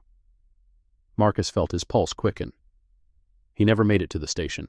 Official report said he tried to escape during transport, said he ran into traffic, said the injuries were consistent with a vehicle collision. But the photographs in that folder tell a different story. Curtis's voice dropped even lower. Photographs that were never entered into evidence. Photographs that show injuries consistent with a beating, not a collision. He reached into his jacket, pulled out a manila envelope, slid it across the table. The deputies who arrested Jerome Walker were Roland Bro Sr. and Calvin Arsenault. Marcus stopped breathing. Bro's father, and the current chief. He wasn't chief then. He was a sergeant, 27 years old, first year on the job. Curtis's voice cracked. The incident was investigated by Internal Affairs. The lead investigator was a captain named Maurice Thibodeau. My grandfather, Nadia's father. The connections clicked into place. 3 families, 3 generations, all protecting each other. He closed the case. No finding, just like all the others. Curtis's eyes were wet. My grandfather died thinking he'd done the right thing. Protecting the department. Protecting his friends. He never knew what really happened. But you do. I found the photographs, the witness statements that were never filed, the coroner's original report before it was amended. He pushed the envelope closer. Everything. I found everything. Marcus opened the envelope. The photographs were old, faded at the edges, but clear enough. A man's body on a metal table, dark skin marked with darker bruises. The pattern of injuries told their own story, the angle of impact, the distribution of force. This wasn't a traffic accident. This was violence, systematic, deliberate. He turned to the next page. A handwritten statement, signed by a name he didn't recognize. Sarah Ann Fontenot. Who's this? A witness. She lived on the road where they stopped him. She saw what happened through her window. Curtis's voice cracked. She gave a statement to Internal Affairs. My grandfather buried it. She died in 2003. Cancer. Did she have family? A daughter. Still lives in the parish. She doesn't know what her mother saw, doesn't know the statement exists. Marcus studied the documents, the weight of them. 27 years of silence now resting in his hands. Why now, Curtis? Why come forward now? Because of what they did to you. His voice steadied, hardened. I watched the news, saw what happened at the gas station, saw my aunt standing there while they arrested you, while Bro put his hands on you, while they planted that evidence. He shook his head. My whole life I've been told the Thibodeau family protects this parish. We serve, we sacrifice, we do what's necessary. His jaw tightened. But what happened to Jerome Walker wasn't protection, it was murder. And what happened to you was the same pattern, the same playbook, just updated for a new generation. Does your aunt know you have these files? No. She thinks they were destroyed years ago. And the chief? He definitely thinks they're gone. My grandfather told him he burned everything before he died. But he didn't. He couldn't. Curtis's voice broke. Even after everything he did to protect them, some part of him couldn't destroy the truth. He just hid it, in a storage unit no one knew about. I found the key in his things after he died. Marcus sat back, looked at the young man across from him, at the fear in his eyes, at the courage beneath it. You know what happens if you come forward with this. I know. Your aunt goes to prison. The chief goes to prison. Your family's name... My family's name is already destroyed. It's just that nobody knows it yet. Curtis met his gaze, held it. I'd rather be the one who tells the truth than the one who keeps the lie alive. If this story has you hooked, make sure you hit subscribe and that notification bell. Part 2 is just getting started. They talked until 2 in the morning. Curtis had more than photographs. He had the original coroner's report, the one that listed the cause of death as blunt force trauma to the head and torso before it was amended to injuries consistent with traffic collision. He had the patrol car's maintenance logs showing it was taken to a body shop in Opelousas 2 days after the arrest, blood cleaned from the interior, dents removed from the doorframe. He had the work order, signed by Calvin Arsenault. He had 27 years of a family's complicity documented in their own handwriting. What do you want me to do with this? Curtis looked at him, at the files, at the weight of what he was asking. I want you to finish what you started. The consent decree names the current officers, but it doesn't touch the foundation, the original sin. He pushed the envelope closer. Jerome Walker's family never knew what really happened. His children grew up being told their father ran in front of a car. They've spent their whole lives carrying that shame. You want me to clear his name? I want you to tell the truth, all of it, even the parts that burned down my own family. Marcus looked at the documents, at the photographs, at the face of a man who'd been dead for 27 years. The statute of limitations for murder doesn't expire in Louisiana. If what you're saying is true, it's true. Then Arsenault and Bro Sr. could face charges, Your aunt could face charges for conspiracy to obstruct. I know. Bro Sr. is dead, but Arsenault is still alive, still chief, still protected. Not for long. You're willing to testify? Curtis's hands were shaking again, but his voice was clear. My grandfather spent his whole life protecting a lie. I'm not going to do the same. The door of the diner opened. Cold air rushed in. Marcus's hand moved instinctively toward his jacket, toward the phone that could summon Carol in seconds. A man stepped inside, tall, broad, familiar. Sergeant Roland Bro, Jr. He wasn't in uniform. Jeans, dark jacket. The kind of clothes you wore when you didn't want to be identified as a cop. His eyes swept the diner, found Marcus, found Curtis. Well? His voice was soft, almost pleasant. Look who's having a late-night meeting. Curtis's face went white. How did you think I don't have friends in this town? You think people don't talk? Bro walked toward their booth, slow, deliberate. Little Curtis Thibodeau, sneaking around with the man who's trying to destroy our department. What would your aunt say? Marcus stayed seated, kept his voice level. You're out on bail, Sergeant. Approaching a federal witness is a violation of your conditions. I'm not approaching anyone. I'm getting coffee. Bro smiled. Free country, right? He slid into the booth next to Curtis. Close, too close. Curtis pressed himself against the window. What's in the envelope, Curtis? Nothing. Doesn't look like nothing. Bro reached for it. Marcus's hand shot out, covered the envelope. Don't! Their eyes met. The same eyes that had watched Marcus in that parking lot. The same calculation, the same violence, barely contained. You're making a mistake, Ashford, both of you. Bro's voice dropped to a whisper. Whatever you think you've found, it's not going to change anything. The system protects its own. Always has. Always will. The system is changing, Sergeant, whether you like it or not. Is it? Bro leaned back, spread his arms across the back of the booth. My father worked this parish for 35 years. His father before him. 3 generations of Bro protecting this community. You think one file is going to undo all that? I think the truth has a way of coming out. The truth. Bro laughed. Short, sharp. You want the truth? The truth is that nobody cares what happened 30 years ago. Nobody cares about some guy who got pulled over for a broken taillight.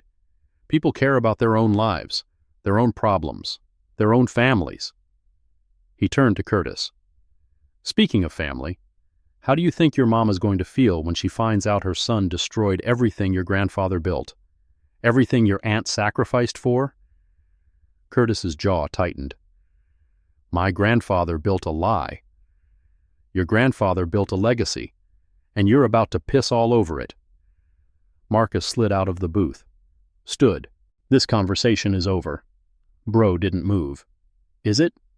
Yes, it is. For a long moment, no one spoke. The waitress had retreated to the kitchen.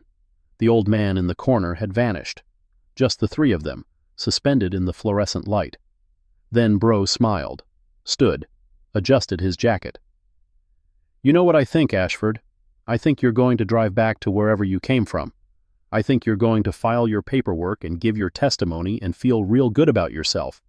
And then, in 6 months, a year, 2 years, everything's going to go back to the way it was. He stepped closer, close enough that Marcus could smell the coffee on his breath. Because that's how it works. That's how it's always worked. The system bends. It never breaks. We'll see. Yeah. Bro's smile widened. We will. He walked out. The door swung shut behind him. The bell chimed its thin, tired sound. Curtis was shaking. He knows. He knows everything. He knows you met with me. He doesn't know what you have. He'll find out. He'll tell Arsenault. They'll come for me. Marcus pulled out his phone, dialed Carol. I need extraction. Diner outside Opelousas. 1 witness. Possible hostile surveillance. He hung up, looked at Curtis. "You're coming with me. Tonight. Right now." "Where?" "Somewhere safe. Federal protection. Until we can get this into the right hands." Curtis looked at the envelope. At the door where Bro had disappeared. At the life he was leaving behind. "Okay." His voice was small, terrified, certain. "Okay." Agent Carroll arrived in 4 minutes. She didn't ask questions. Didn't need to. One look at Curtis's face told her everything. "Vehicles out back, let's go." They moved through the kitchen, out the rear exit, into the parking lot where a black sedan waited, engine running. Marcus climbed in first. Curtis followed. Carroll took the wheel. "Where to?" "Baton Rouge, FBI field office." "It's 2 in the morning." "Then wake someone up." The sedan pulled out, headlights cutting through the Louisiana darkness. Behind them, Marcus watched the diner shrink and disappear. Curtis sat beside him, the envelope clutched to his chest like a shield. "He's going to tell them, Bro. He's going to tell everyone." "Let him. They'll destroy the evidence. Whatever's left in the archives." "It doesn't matter. You have the originals, the photographs, the coroner's report, the witness statement." Marcus's voice was steady. "They can burn every file in that parish. They can't burn what you're holding." Curtis looked at the envelope, at his hands. "My aunt is going to hate me." "Maybe." "My whole family." "Probably." "Is it worth it?" Marcus thought about the question, about Jerome Walker, about 400 complaints filed and filed away, about the system that survived everything thrown at it. "I don't know, but I know this. If you don't come forward, they win. If you stay quiet, they bury it again. Another 30 years. Another generation of Bro and Arsenault running that parish like it belongs to them." He paused. "You have a choice, Curtis. You can be the one who keeps the lie alive, or you can be the one who finally ends it." Curtis was quiet for a long time. The highway stretched before them, empty and dark. "End it." His voice was barely a whisper. "I want to end it." The FBI field office in Baton Rouge was awake at 4 in the morning. Not fully staffed, but awake. Agents in rolled-up sleeves, coffee cups everywhere, the particular energy of people who'd been called in for something they didn't yet understand. Marcus sat at a conference table with Agent Carroll, her supervisor, Special Agent in Charge Robert Fontaine, and a prosecutor from the U.S. Attorney's Office named Diana Reyes. The envelope was open. The photographs were spread across the table. The faces of the people examining them ranged from disbelief to disgust. "You're telling me the current chief of Evangeline Parish was involved in a murder 27 years ago?" Fontaine's voice was flat, skeptical. The voice of a man who'd seen too many cases fall apart. "I'm telling you what the documents show. A man named Jerome Walker was arrested on August 14, 1997. He was dead within 3 hours. The official report says traffic accident. The photographs and the coroner's original findings say otherwise." "And your source for these documents?" "Curtis Thibodeau, nephew of Captain Nadia Thibodeau, grandson of the internal affairs investigator who buried the original evidence." "He's willing to testify?" "He's in protective custody right now. And yes, he's willing."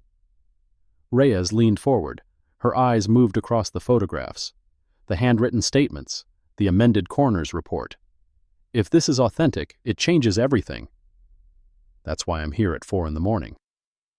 "The consent decree was just approved. Individual charges are pending against the current officers. But this—" She tapped the photograph of Jerome Walker's body. "This goes deeper. This isn't pattern or practice. This is murder. And conspiracy to obstruct justice, and falsifying official documents, and whatever else your office can charge." Fontaine was still skeptical. "The statute of limitations doesn't apply to murder. And conspiracy to obstruct can be charged as an ongoing offense if the cover-up continued past the original crime." Which it did. Curtis found evidence that his aunt, Captain Thibodeau, accessed those old case files 3 years ago, After her father died. She knew what was in them. She chose to keep them buried. Silence around the table. Fontaine looked at Carol, at Reyes, at the documents spread before them. What do you need? Full federal protection for Curtis Thibodeau, subpoenas for all parish records related to Jerome Walker's arrest and death, and authority to interview the victim's surviving family members. The children? They're in their 40s now. They've spent their whole lives believing their father ran in front of a car because he was too much of a coward to face whatever charges awaited him. They deserve to know the truth. Fontaine was quiet for a long moment. This is going to blow up. You understand that. National news, congressional hearings, the whole 9 yards. I understand. And you want to be the one who lights the fuse. Marcus looked at the photograph of Jerome Walker, at his face, at the life that had been stolen. Someone has to. The next 72 hours were a blur. Federal agents secured Curtis Thibodeau at a safe house outside New Orleans. Armed guards, rotating shifts, no contact with family, friends, or anyone connected to the parish. Subpoenas were issued, records were seized. The parish attorney filed 3 emergency motions to block, all denied within hours. The search of the parish records office took 12 hours. Agents emerged with 47 boxes of files, 6 hard drives, and a storage unit key that matched the one Curtis had found in his grandfather's belongings. The storage unit itself was a treasure trove. 30 years of documents that should have been destroyed. Case files, complaint logs, internal communications, photographs, and at the bottom of a box marked Personal Effects, a cassette tape. Unlabeled, dusty. Maurice Thibodeau's voice. This is Captain Maurice Thibodeau, Internal Affairs, recording this statement on August 17, 1997, regarding the death of Jerome Tyrell Walker. The tape ran for 47 minutes, a confession of sorts. An explanation, a justification. What happened to Walker was wrong, I know that, but you have to understand these were good men, good officers. They made a mistake, one mistake. And I wasn't going to let that mistake destroy everything they'd built. A pause, the sound of breathing. I buried the evidence because I believed it was the right thing to do. I protected my friends because that's what friends do. And if God judges me for it someday, well, I'll explain myself then. The tape ended. Silence in the conference room. Marcus looked at Reyes, at Fontaine, at the faces around the table. Maurice Thibodeau knew. He knew from the beginning, and he chose to protect his friends instead of seeking justice for a dead man. He's dead now, Fontaine said. Can't prosecute the dead, no, but we can prosecute the living. Everyone who knew, everyone who helped cover it up, everyone who's still benefiting from the lie. Reyes nodded slowly. Draw up the indictments. I want Arsenault in custody by the end of the week. The news broke on day 4. Anonymous leak. Nobody knew who. Maybe an agent. Maybe someone in the U.S. Attorney's office. Maybe Curtis himself, unable to contain the weight of what he'd revealed. CNN, Fox, MSNBC. Every network running the same headline. Murder cover-up in Louisiana parish dates back decades. The footage played on loop. Jerome Walker's photograph, the only one his family had been able to provide, a grainy snapshot from his daughter's 5th birthday, Chief Arsenault being led out of his home in handcuffs, his wife screaming at the cameras. Captain Thibodeau, stone-faced, refusing to answer questions as she was processed at the federal courthouse. By day 5, the Department of Justice had opened a formal civil rights investigation. The Louisiana Attorney General announced a parallel state inquiry. Evangeline Parish was on every front page in America, and Marcus was in the middle of it. The interview with Jerome Walker's children happened on day 6. Darlene Walker Morrison was 47 years old, a schoolteacher in Lake Charles. Her brother Raymond was 44, a truck driver out of Houston. They hadn't seen each other in 3 years. The family had scattered after their mother died, each sibling retreating into their own grief. They'd driven to Baton Rouge together, sat across from Marcus in the same conference room where he'd first presented the evidence. Darlene's hands were folded in her lap. Raymond's were flat on the table, pressed down like he was trying to hold himself in place. "We don't understand." Darlene's voice was steady, but her eyes weren't. "They told us it was an accident, that he tried to run, that he ran into traffic because he was scared of what they'd find. That's what they told everyone. But it wasn't true." "Then what happened?" Marcus looked at Raymond, at Darlene, at the faces of children who'd grown up without a father. "Your father was stopped for a broken taillight on August 14, 1997. He was arrested. We don't know the stated reason. The original records were falsified. He was placed in the back of a patrol car." He paused, gathered himself. "Sometime during the transport, he was beaten. The injuries were severe, blunt force trauma to the head and torso. He died before they reached the station." Darlene's face had gone pale. "Who?" "2 deputies. Roland Breaux Sr., he's deceased now, died in 2019, and Calvin Arsenault, the current chief of police." Raymond's hands clenched into fists. "The man who killed my father is still in charge?" "He was. As of 3 days ago, he's under federal indictment for second-degree murder, conspiracy to obstruct justice, and deprivation of rights under color of law." Silence. Then Raymond spoke. His voice cracked. 27 years. "Yes. 27 years we've been living with this, thinking our father was a coward, thinking he abandoned us." "I know." "You don't know." Raymond's voice rose. "You don't know what it's like to grow up with everyone looking at you like you're the son of a criminal, like whatever he did must have been so bad that he'd rather die than face it." "You're right. I don't know." "Then don't tell me you understand. Don't tell me you know." Marcus said nothing. Let the anger fill the room. Darlene put her hand on her brother's arm. "Ray?" "He was 34 years old." Raymond's voice broke completely. "He was my age. I'm the same age now as he was when they killed him. And I've spent my whole life thinking he was the one who did something wrong. He didn't. I know that now. But for 30 years, he couldn't finish." The tears came, the kind that had been held back for decades. Darlene spoke, quiet, controlled. "For 27 years, we thought our father was a coward, that he ran, that he abandoned us by running into traffic rather than facing whatever they were going to charge him with." Her voice cracked. "Do you understand what that's like? Growing up believing your father chose to leave you? That he was so ashamed of whatever he'd done that he'd rather die than face it?" Marcus said nothing. Let her speak. "We never talked about him, never celebrated his birthday, never visited his grave, because we were ashamed. Of him, of ourselves for being his children." Tears were streaming down her face now. "And the whole time, he was innocent. He didn't run. He didn't abandon us. They killed him. And then they made us believe it was his fault." Raymond put his arm around his sister.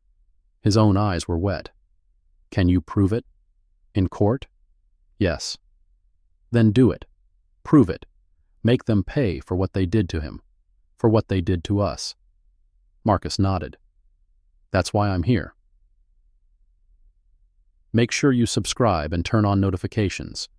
You won't want to miss what happens next. The federal indictments came down on day 9. Chief Calvin Arsenault was charged with second-degree murder, conspiracy to obstruct justice, falsifying official documents, and deprivation of rights under color of law. Bail was set at $5 million. Captain Nadia Thibodeau was charged with conspiracy to obstruct justice and accessory after the fact. Bail at $1 million. Sergeant Roland Breaux Jr. was charged with assault, evidence tampering, witness intimidation, and deprivation of rights for what he'd done to Marcus at the gas station and the diner. Bail revoked. He was remanded to federal custody. Deputy Landon Hebert faced the same charges as Bro. Councilwoman Eugenia Pochet was named as an unindicted co-conspirator in an ongoing investigation into public corruption. The parish attorney resigned. The city council called an emergency session. The governor issued a statement expressing deep concern and full support for the investigative process. And, somewhere in a safe house outside New Orleans, Curtis Thibodeau sat alone with an armed guard and the knowledge that he had destroyed his family to save his soul. The first confrontation came on day 11. Marcus was leaving the federal courthouse after a deposition. Evening sun, parking garage, the particular silence of concrete and exhaust. He heard the footsteps before he saw them. "Mr. Ashford?" A woman's voice. Familiar. He turned. Councilwoman Eugenia Pochet stood between two parked cars. No pearls today, no campaign smile. Just a woman in her 60s who looked like she'd aged a decade in a week. "Councilwoman, you're not supposed to be within 500 feet of me. I'm not here to threaten you. I'm here to talk. We have nothing to talk about. We have everything to talk about." She stepped closer. "Do you understand what you've done? What you're doing?" "I'm pursuing justice. For Jerome Walker. For 400 people whose complaints were buried. You're destroying a community, a parish, families who've lived here for generations. Families who've profited from corruption for generations." Her face hardened. "You think you're so righteous, don't you? You think you've got it all figured out, the good guys and the bad guys, the victims and the villains. I think I have evidence. I think I have testimony. I think the truth is finally coming out." "The truth?" she laughed. Bitter. Hollow. "You want the truth? Here's the truth. Jerome Walker was a drug dealer. He'd been arrested twice before. He was running a distribution network out of Lake Charles. That doesn't justify murder." "I'm not justifying anything. I'm explaining. Context matters. Circumstances matter." "Did he deserve to die?" Silence. "Did Jerome Walker deserve to be beaten to death in the back of a patrol car because he was a drug dealer?" "I didn't say that." "Then what are you saying?" Poch's eyes were hard, cold. "I'm saying that you've opened a door you can't close. You've started something you can't control. And when the dust settles, when the headlines fade and the cameras leave, we'll still be here. This parish, these families, this system. Maybe, but Arsenault will be in prison. Arsenault, Thibodeau will be in prison. And you, I'm an unindicted co-conspirator. That's not a conviction. That's a label. For now." She stepped closer, close enough that Marcus could see the lines around her eyes, the desperation beneath the defiance. "You think you've won, Mr. Ashford. You think you've brought justice to Evangeline Parish. But let me tell you something about justice in Louisiana. It bends, it shifts, it finds a way around whatever obstacle you put in its path." "Is that a threat?" "It's a prediction." She smiled, the old smile, the one that had won 6 elections. "Enjoy your victory. It won't last." She walked away. Her heels echoed on the concrete. Marcus watched her go, watched the shadows swallow her. Then he got in his car and drove.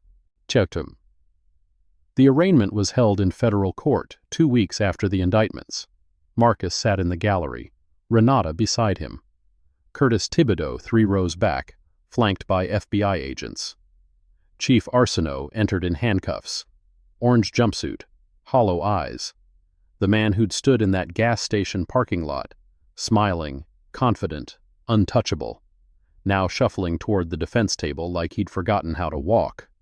Captain Thibodeau followed. She walked past Curtis without looking, without acknowledging, without anything. But Marcus saw her hands, the tremor, the white knuckles. She knew what she'd lost. The charges were read. The pleas entered. Not guilty, all of them. Defense attorneys already talking about appeals, technicalities, constitutional violations. The system was doing what it always did, protecting itself. But this time, there were cameras, reporters, a nation watching. And this time, there was evidence that couldn't be buried. The trial began 4 months later. United States of America versus Calvin James Arsenault. Case number 624-CR-001147. Federal Courthouse in Baton Rouge. 12 jurors, 3 alternates. A judge named Eleanor Marchetti, who'd been appointed by Obama and had a reputation for thoroughness. The prosecution's case took 6 weeks. Witness after witness, document after document. The coroner who'd amended his report at Arsenault's request, now 81 years old, confined to a wheelchair, testifying with the exhausted relief of a man who'd been waiting 30 years to tell the truth. I knew it was wrong. I knew it was murder.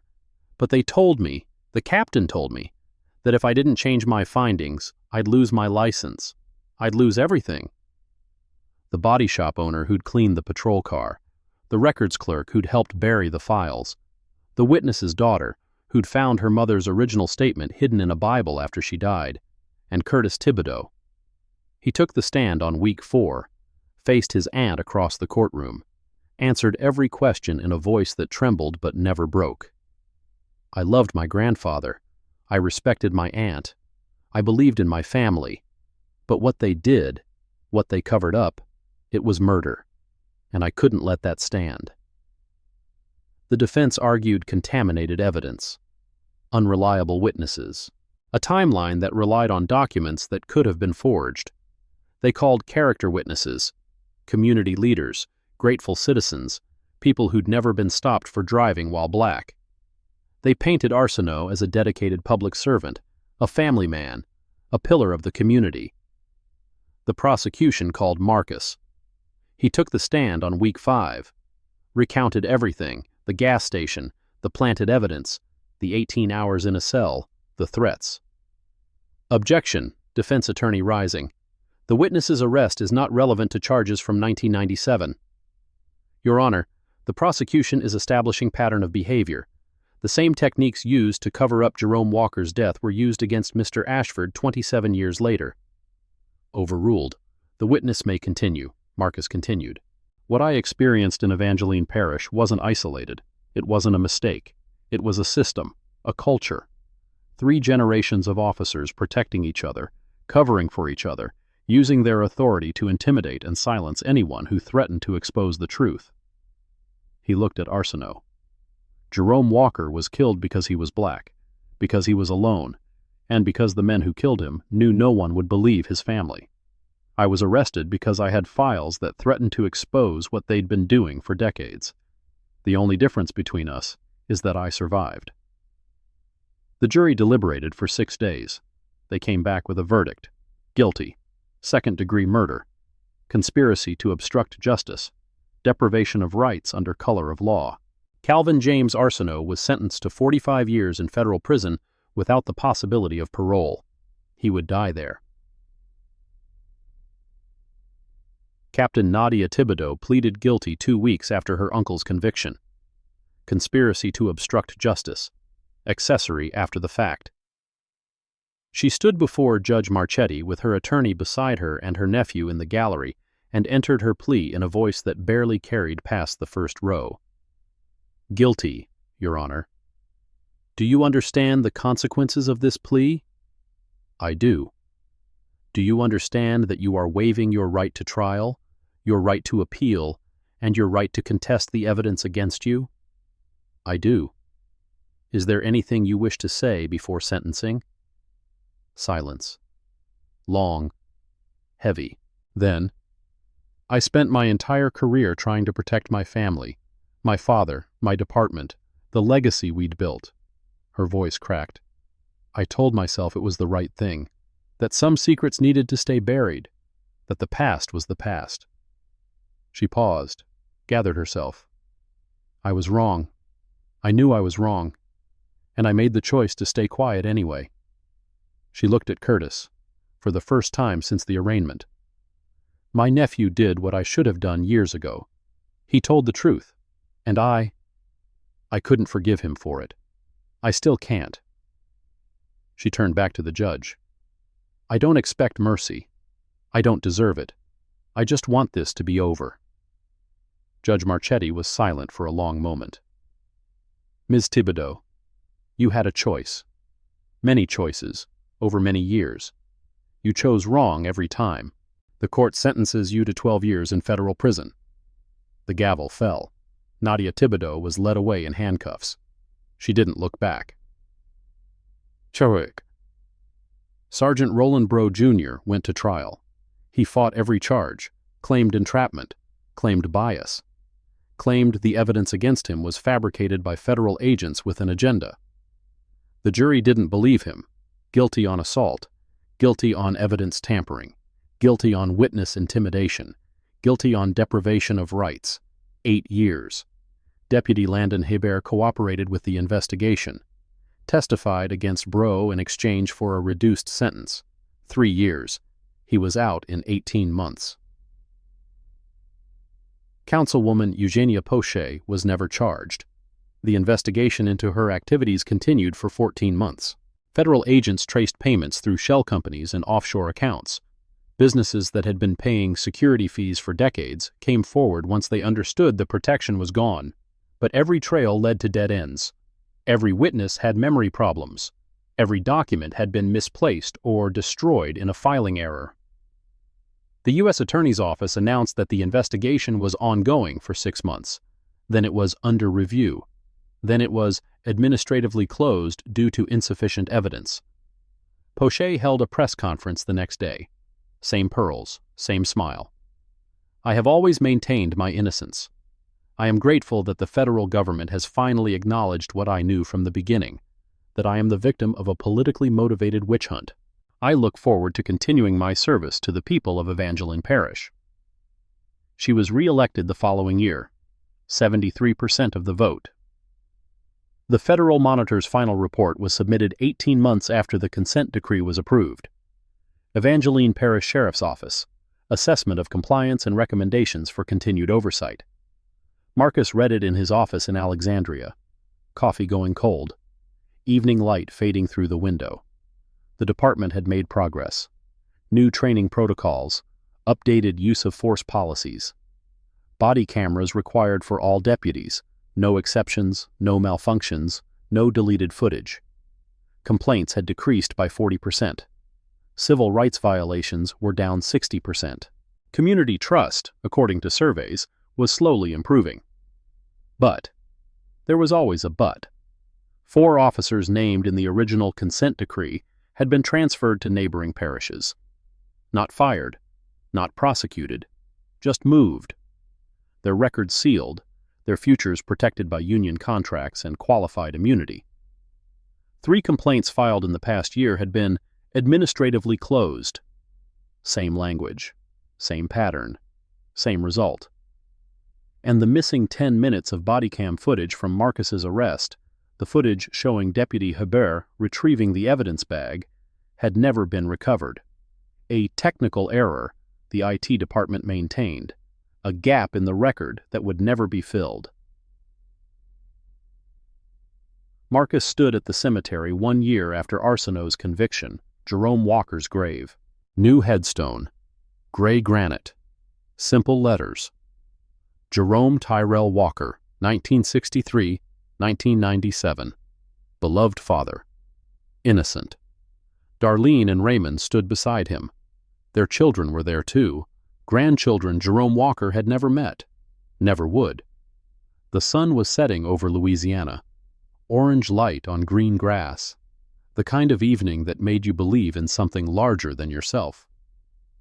"Thank you," Darlene's voice was quiet, "for not letting them forget. He was worth remembering. They all are." Marcus looked at the headstone, at the word that mattered most. Innocent. 27 years to carve that word into stone. 27 years of silence and shame and a lie that had outlived the men who told it. "What happens now?" Raymond's voice. Steady, tired. "Now the Federal Monitor completes its work. The department gets reformed. New policies, new training, new oversight. And then?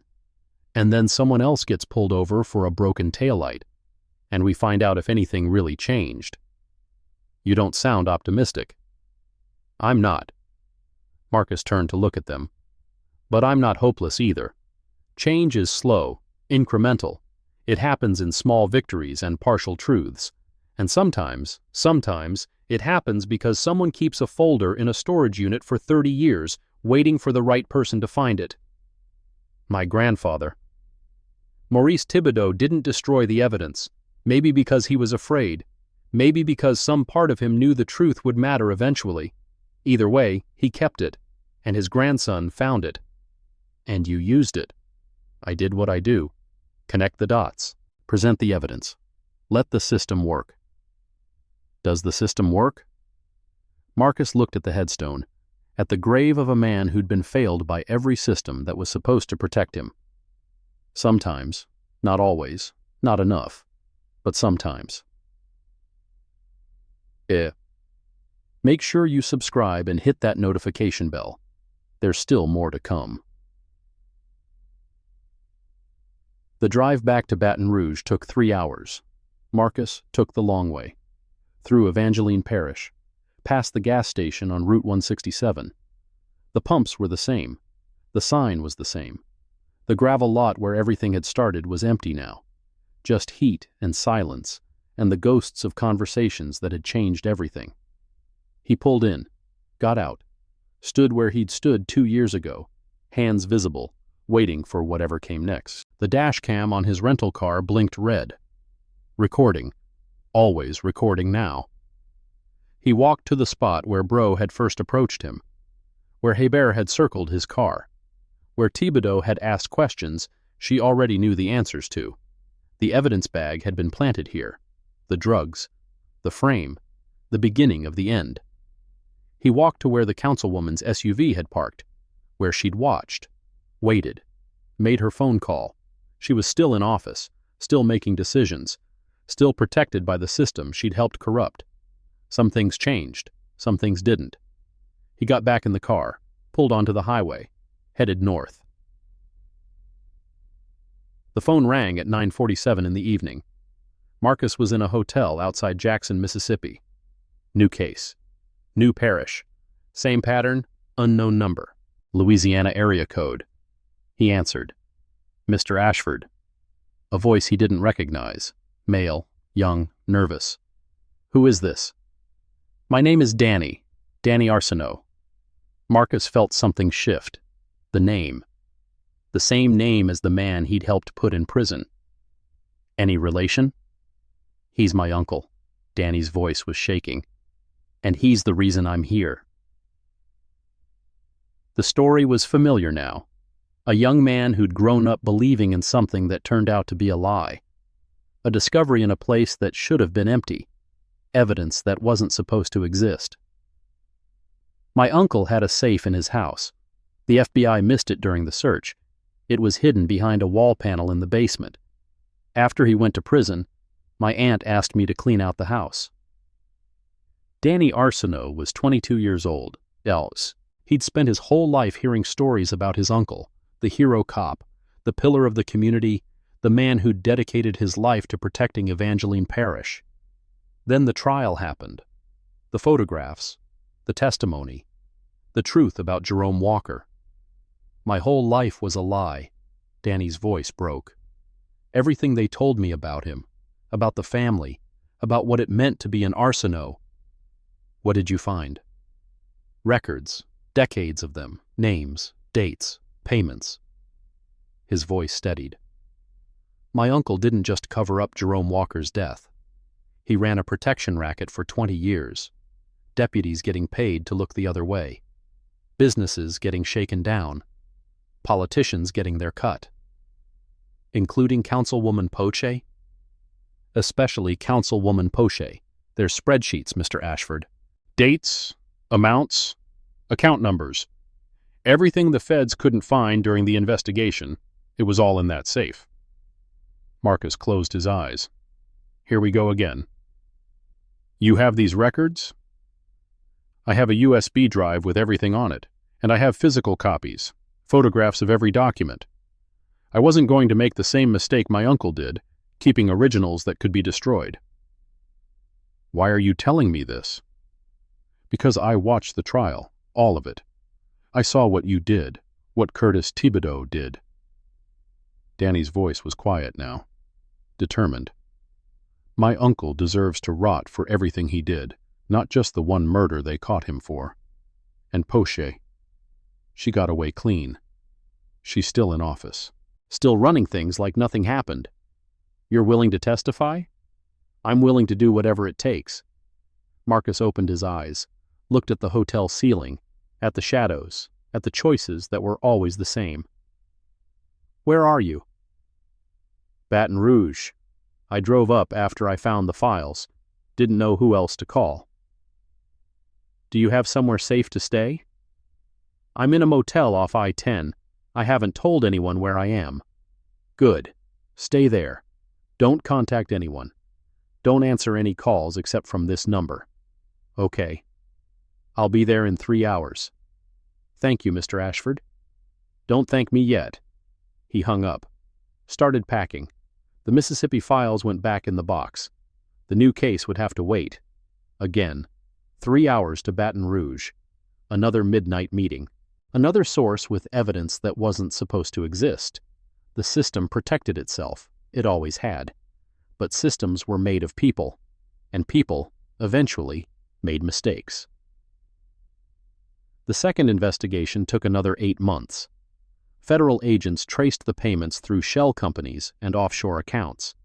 The spreadsheets Danny provided became a roadmap. Every transaction, every recipient, every dollar that had flowed from Arsenault's protection racket into the pockets of politicians, businessmen, and law enforcement officials across 3 parishes. Councilwoman Eugenia Poche was indicted on 17 counts of public corruption, money laundering, and conspiracy to obstruct justice. The trial lasted 3 weeks. Marcus testified on day 7, laid out the pattern, laid out the connections, the evidence that had been hidden in a safe for 20 years. Poche's defense team argued entrapment, argued bias, argued that the evidence had been fabricated by a nephew seeking revenge for his uncle's conviction. The jury didn't believe them. Guilty on 15 counts. Eugenia Poche was sentenced to 22 years in federal prison. She didn't smile when they led her away.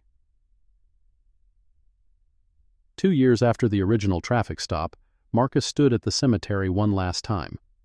Same headstone, same letters, same word that had taken so long to carve. Innocent. The Walker family was there. Darlene and Raymond, their children, a few friends who'd made the drive, and Curtis Thibodeau. He'd come out of witness protection 6 months earlier. New name, new life. But he'd made the trip to Louisiana for this, the dedication of a memorial marker at the spot where Jerome Walker had been killed. A small granite stone, set into the earth beside Highway 167. Simple words. In memory of Jerome Tyrell Walker, 1963 to 1997, whose death was concealed, whose truth was buried, whose innocence was finally proven. May no family suffer as his suffered, may no crime go unanswered. This long again. You didn't have to come.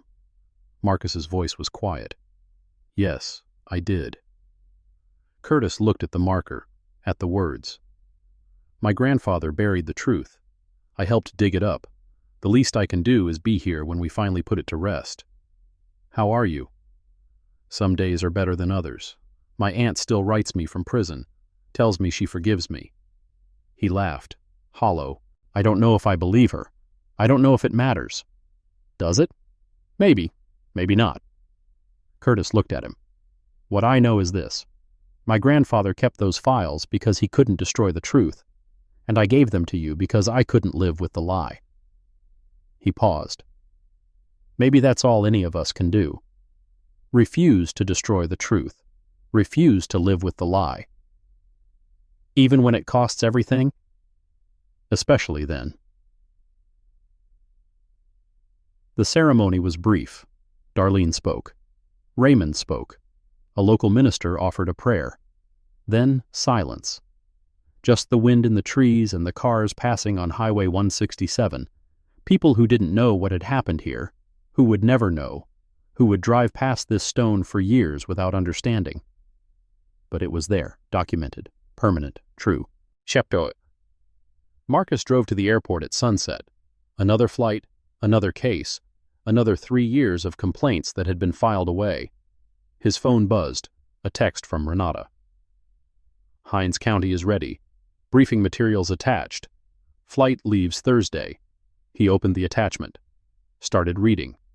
Hinds County Sheriff's Office. Excessive force complaints dating back 7 years. 4 deaths in custody. All ruled accidental or justified. Same pattern. Same playbook. Different names. He read until his boarding call. Made notes. Highlighted connections. The system hadn't changed. Not completely. Not enough. But it had cracked. In Evangeline Parish. In courtrooms. In the lives of people who'd chosen truth over loyalty. Maybe that was enough. Maybe it never was. Chuk. The plane lifted off at 7:15. Marcus watched Louisiana shrink beneath him. The parishes, the roads, the gas station on Route 167 that had started everything. He thought about Jerome Walker. About 400 complaints. About the system that survived everything thrown at it. He thought about Curtis Thibodeau, living under a new name because he'd chosen truth over family. About Danny Arsenault, who'd destroyed his uncle's legacy to do the right thing. About Darlene and Raymond, who'd finally gotten to mourn their father the way he deserved. He thought about Arsenault, dying in prison. About Thibodeau, counting the years until parole. About Poche, finally facing consequences after 6 elections and 30 years of impunity. Small victories, partial truths, the only kind the system allowed, but victories nonetheless. His phone buzzed. One last message before the signal faded. An email from Curtis. Mr. Ashford. I heard about Poche. 22 years. It's not enough. It'll never be enough. But it's something. My grandfather spent his whole life believing he'd done the right thing, protecting his friends, protecting the system. He died thinking he was a hero. I'll spend my whole life knowing what he really was, what my family really was, what I helped destroy. And I'll spend it knowing it was worth it. Thank you for giving me the chance to do the right thing. Curtis Marcus read the message twice, then closed his eyes. The plane banked east. Mississippi spread beneath the clouds, green and brown and endless. Another state, another case, another fight, but the same mission. Document everything. Let the record speak. And never, ever let them bury the truth. Somewhere in Evangeline Parish, a new deputy was being sworn in. Somewhere, a dash cam was recording. Somewhere, a complaint was being filed, and for the first time in 30 years, it would actually be read. The system hadn't changed. Not completely. Not enough. But it had cracked. And through those cracks, the light was finally starting to get through. Marcus Jerome Ashford looked out the airplane window. At the clouds. The distance. The road ahead. He'd spent 20 years fighting a system designed to protect itself. He'd won some. Lost more. Watched victories turn into compromises, and compromises turn into delays. But he'd also watched a family finally mourn their father the right way. Watched a young man choose truth over loyalty. Watched a councilwoman who thought she was untouchable finally face the consequences of her choices. Small things. Human things. The only things that really mattered. The plane flew on. The work continued. And somewhere, in a storage unit or a hidden safe or a folder that wasn't supposed to exist, the next truth was waiting to be found. The story of Marcus Jerome Ashford is not just a story about justice. It is a reminder that the system always protects itself, but the system is made of people, and people, sooner or later, make mistakes. Documentation is power. Marcus survived not because he was stronger or wealthier. He survived because he documented everything. Badge numbers, timestamps, distance to the dash cam. In a world where your word can be dismissed, evidence is the only weapon that cannot be taken away. Change comes from those brave enough to speak the truth. Curtis Thibodeau lost his family. Danny Arsenault destroyed his own legacy. But they chose truth over blind loyalty. That is the price of conscience, and sometimes it is the only price worth paying. Justice is not perfect. Poche escaped charges for years. 4 officers were transferred instead of fired. But Jerome Walker was finally vindicated. Sometimes, good enough is all we have, and that is still a victory. Thank you for taking the time to watch this video today. If you found the content helpful, please remember to like and subscribe so you won't miss our upcoming episodes. If you have any questions or suggestions, feel free to leave a comment below. We are always here to listen.